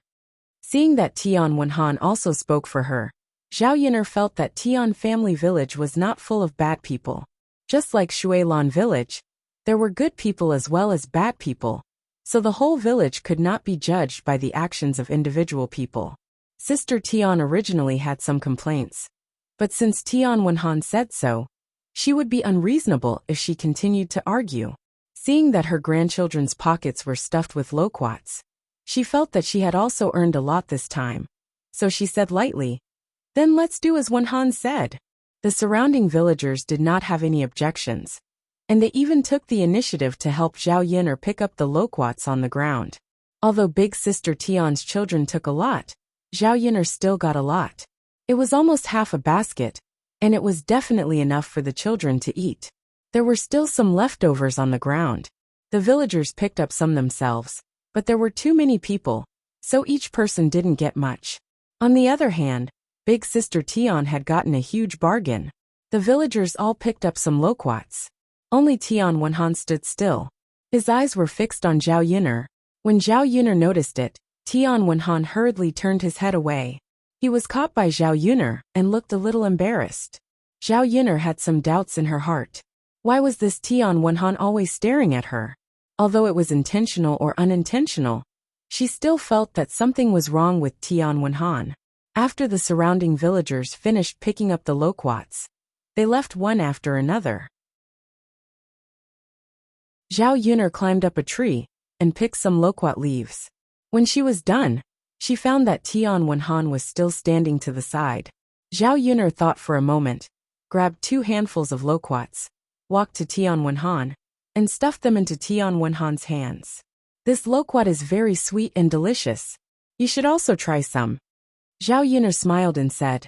Tian Wenhan looked like a scholar. Many scholars were thin-skinned. She guessed that Tian Wenhan was embarrassed, so he didn't pick up loquats on the ground like the other villagers to eat. Tian Wenhan was slightly stunned. He looked at the loquats in his hands in a trance.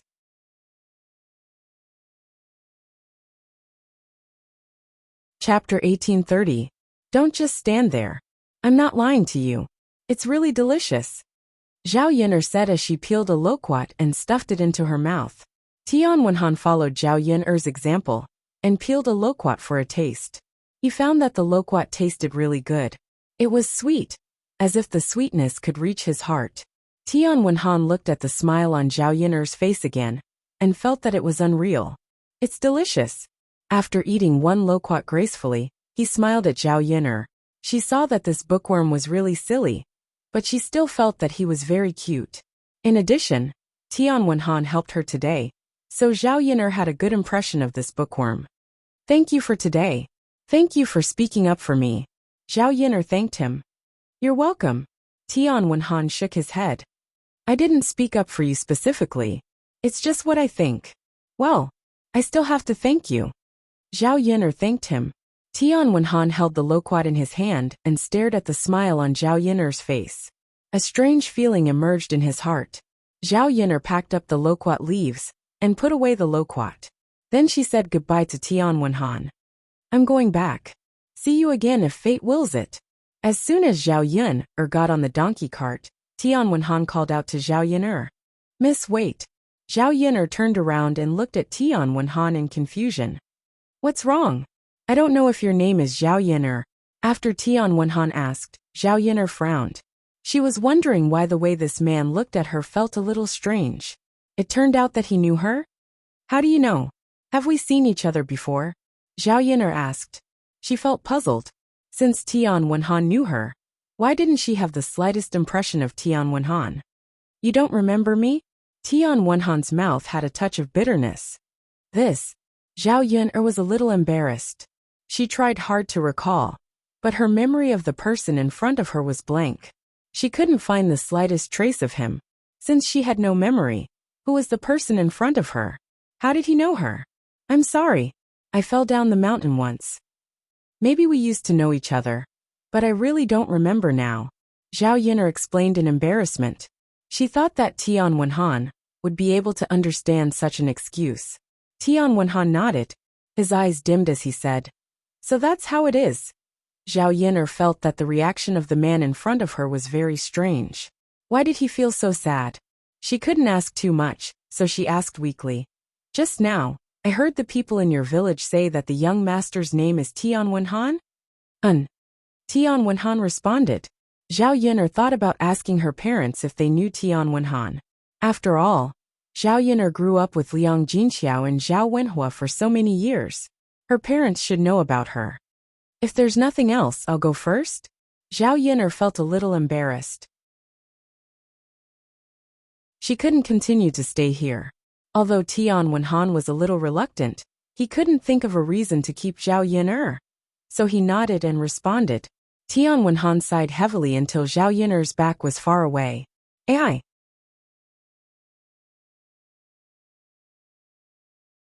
Chapter 1831. After all, he was the one who let her down. Even now, he still felt a little guilty. Tian Wenhan put away his messy feelings and sighed again. Then he turned around and left. Because it was only a village away, Zhao Yin'er returned home after a short while. During this period of time, the villagers were very busy. The rice in the fields had to be watered every day to ensure that there was enough water in the paddy fields. It was almost time to harvest the vegetable seeds in the fields, and they had to be disposed of after a while. In ancient times, the common cooking oil was the vegetable oil that was grown in the fields. The lard had to be refined with pig fat, and the price was more expensive. The poor villagers could not afford it at all. They could only grow some vegetable seeds and send them to the oil mill to extract the oil. Zhao Yin'er's family also planted a lot. If it was in the past, they would have to sell a lot of the oil extracted from the vegetable seeds for money. There was not much left in their family. Now that their family's financial situation was better, Zhao Yin'er did not plan to sell the oil for money. She let Zhao Wenhua keep the vegetable seeds for their family to eat. With more oil in the vegetables, the taste would be better. It was already past 10 o'clock when they rushed home with Xiao Mao. They could eat after some preparations. Zhao Yin'er took out a wooden basin filled with water and half-washed loquats. She called Daodu and Zhao Tianfu over to eat. For the two children, loquats were good snacks. The two children seemed to like them very much. Zhao Yin'er took some and handed it to Liang Jinxiao and old Madame Liang, indicating that the two adults should eat as well. These two people were too reserved. If she did not hand it to them personally, they probably would not reach out to take it. Old Madame Liang waved her hand and replied with a smile. Yin'er, you guys eat. I see that the two children like it very much. Let them eat more. I don't need any. Grandma, there's a lot. There's enough to eat. Zhao Yin'er persuaded. If these loquats were placed in front of Hu Chunhua, it was likely that Hu Chunhua would have rushed to eat them. Why would she be polite to her? Then keep it. You can eat it later. Old Madame Liang was still polite to Zhao Yin'er. In the end, Liang Jinxiao couldn't stand it anymore and advised the two old ladies. Mother, Yin'er asked you to eat, so just eat. Don't be too polite. There are so many good things at home. How can a few children finish them all? Haha, alright then let's eat together. Yes. Liang Jinxiao responded with a smile. After peeling the loquat and tasting it, he praised. Yin'er, it tastes good. It's sweet and delicious. Seeing the satisfied faces of the family, Zhao Yin'er smiled and said, Eat more if you like it. Oh, that's right. Mother, since our courtyard is so big, we should plant more fruit trees later. Loquat trees, peach trees, grape trees, and orange trees can all be planted. When the fruit ripens, we can eat it without having to buy it. Liang Jinxiao nodded in agreement.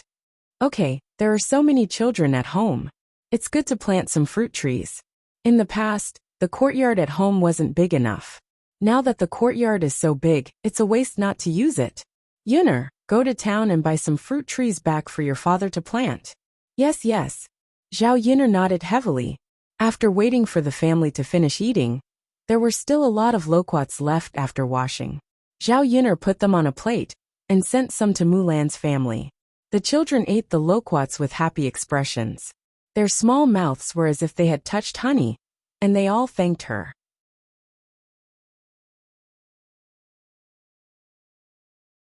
Chapter 1832. Muhan wanted to be polite, but she knew Mulan's character, so she had to accept it. Muhan peeled the skin and ate the sweet meat of the loquat. She deliberately left the pit. Sister, this loquat is very delicious. I'll bury the pit in the soil in the yard. Maybe a loquat tree will grow in the future. Mulan nodded and said, Yes, keep it. I also think it's very delicious. By the way, Yin, where did you get this loquat? Did you buy it? Mulan's eyes fell on Zhao Yuner. Zhao Yuner shook her head and said, No, I picked it by the tree nearby. Yuner, you're so awesome. Zhao Yuner smiled and didn't tell Zhao Yun, what happened in Tian village. In the morning, Zhu Eru came back from the field with 2 big watermelons in his hands. Laner, there are 2 ripe watermelons at home, so I picked them. Zhu Eru patted the watermelons in his hands. Mulan came forward excitedly. Seeing that the watermelons in Zhao Eru's hands were quite big, she smiled and said, They're ripe so quickly? Yes, I put some fertilizer on them a while ago, so they grew faster. Then let's eat them in the afternoon. It's a pity that there's no well at home. Otherwise, they'll be hung in the well to chill. It'll taste better. Yes, it's okay as long as they taste good. Seeing that Zhu Eru had just picked 2 watermelons, Mulan handed one to Zhao Yuner and said to Zhao Yuner, Yuner, there are 2 watermelons. Take one back and eat it. Zhao Yuner didn't pretend to be polite to Mulan, but said with a smile, Okay. She held the watermelon, which was heavy and probably weighed about 7 or 8 kilograms. She patted the watermelon, and a crisp sound came from inside. It was indeed ripe. Then I'll go back first.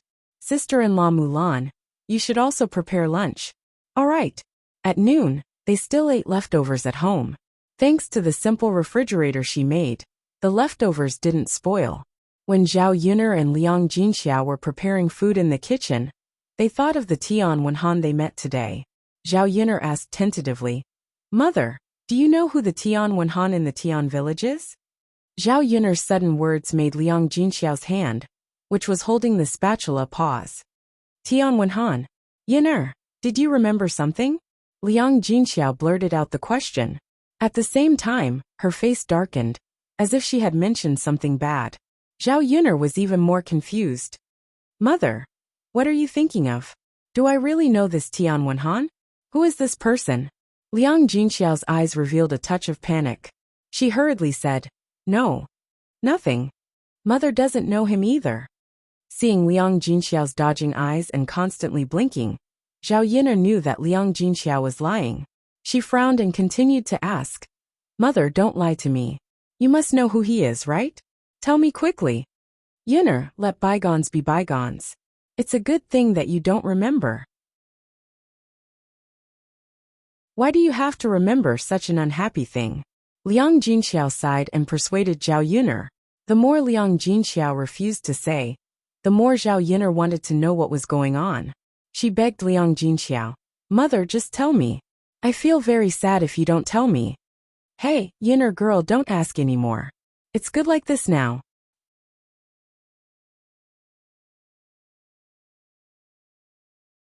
Chapter 1833. After hearing Zhao Yuner's words, Liang Jinxiao agreed. If she didn't tell Zhao Yuner could ask someone else later. Liang Jinxiao was afraid that when Zhao Yuner asked, the person who told Zhao Yuner would say something unpleasant.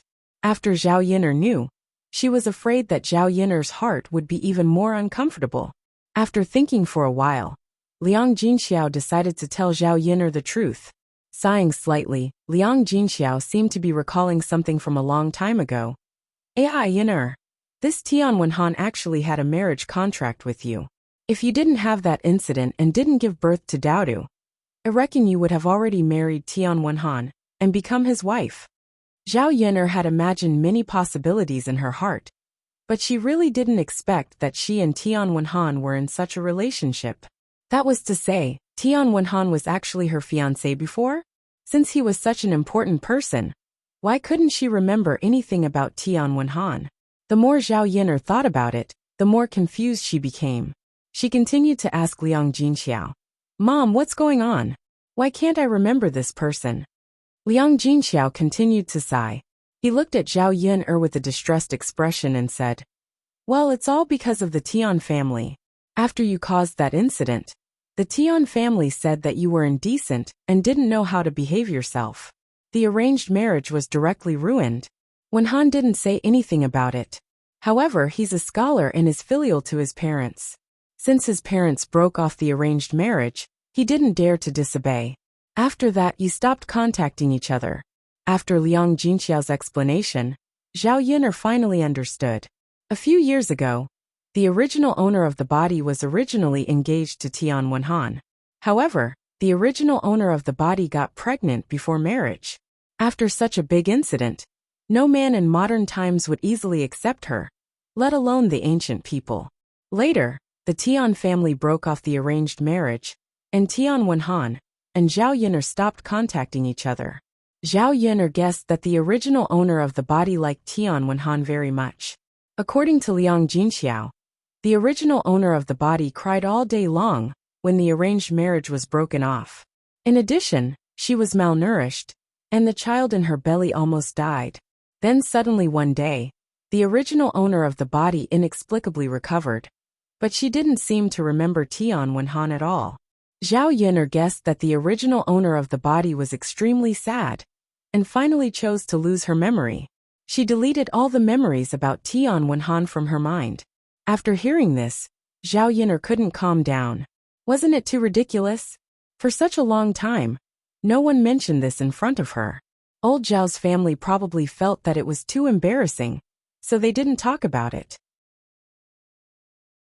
When others criticized her, they only knew how to use her premarital pregnancy as an excuse. After Liang Jinxiao finished speaking, he observed Zhao Yiner's reaction. She was afraid that Zhao Yiner would know the situation and think of what had happened before. The painful days in the past were over. There was no need to think about it. Seeing that Zhao Yiner was lost in thought but didn't look sad, Liang Jinxiao breathed a sigh of relief. "Yiner, it's probably like this. No matter what, you and that child Wenhan don't have anything to do with each other anymore. Don't be sad over other people's matters," Liang Jinxiao softly said.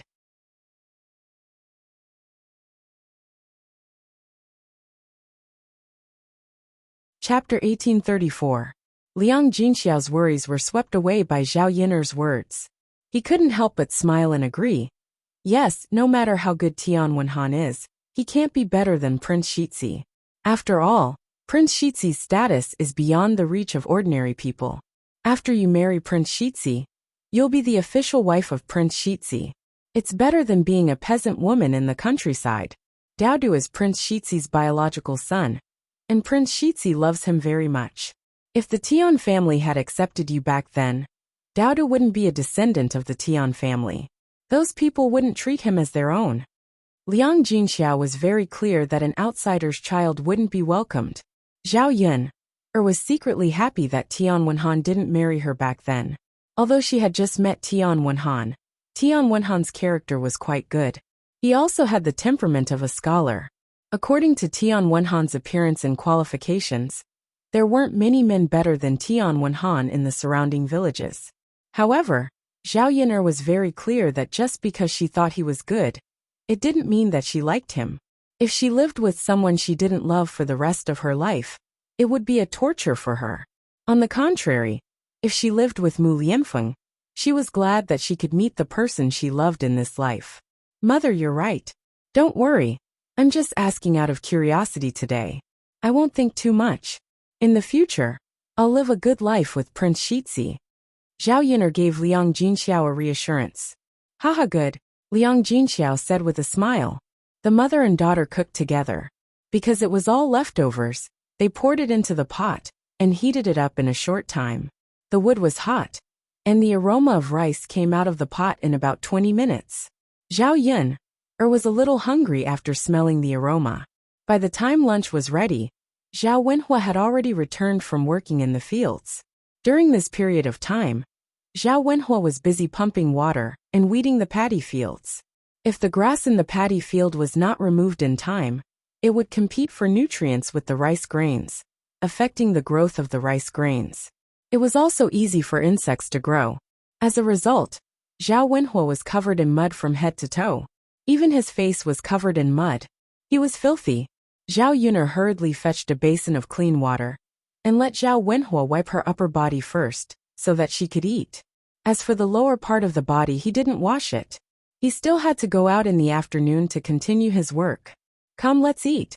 Liang Jinxiao placed the dishes on the table and invited the family to eat. This time, Mu Lianfeng brought Mo Yin back to eat with him. Probably because the food on the mountain was too bad, Mo Yin ate very happily. She gobbled up 5 or 6 bowls of rice in one go and ate quite a lot of vegetables. Her stomach was surprisingly big. Zhao Yun'er did not feel bad about her family's food. Instead, she hoped that Mo Yin could eat more. The leftovers would not go bad in the simple fridge, but it was not good to leave them for too long. It was best to eat less leftovers from last night. In the 21st century, many people would throw them away if they could not finish them. In ancient times, many people did not have enough to eat. How could they be willing to throw them away? Mu Lianfeng saw Zhao Yun'er staring at Mo Yin. He thought that Zhao Yun'er disliked Mo Yin for eating too much, so he snorted gently and hinted at Mo Yin. Mo Yin ate happily and did not hear Mu Lianfeng's hint. Mu Lianfeng saw that Mo Yin did not realize it and could not help but ask, Mo Yin, have you not eaten for a few days? Why did you eat so much?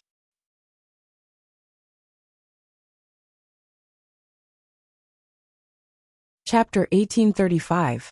Thinking about it, he really hadn't eaten well today. It was a hot day, so he didn't have much of an appetite to begin with. The food on the mountain was also cooked in a big pot, so it was really hard for Mo Yin to swallow.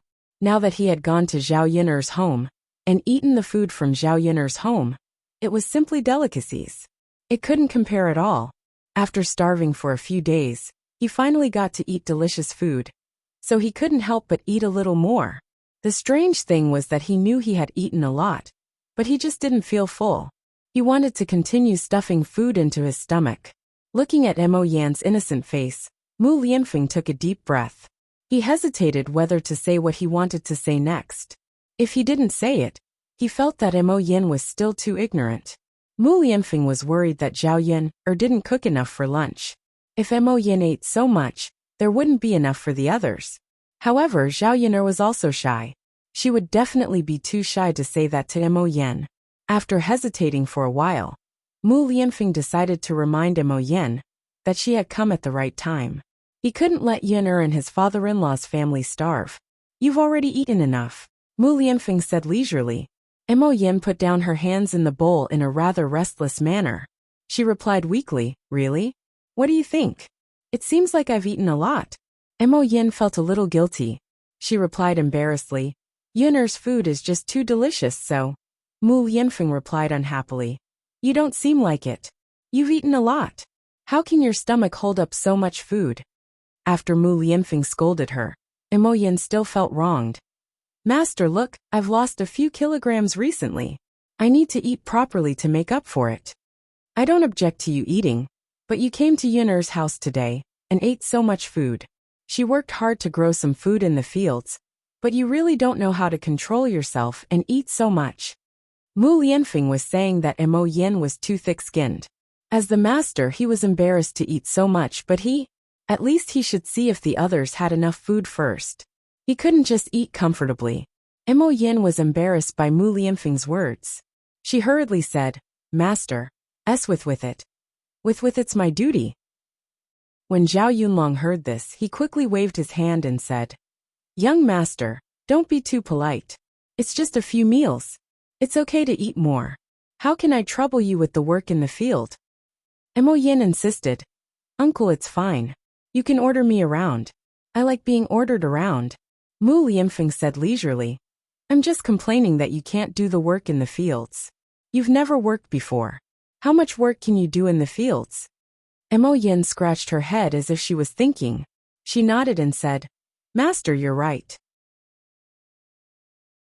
Since I can't do the work in the fields, why don't I just pay Yin for her food? Mu Lianfeng nodded. That's a good idea.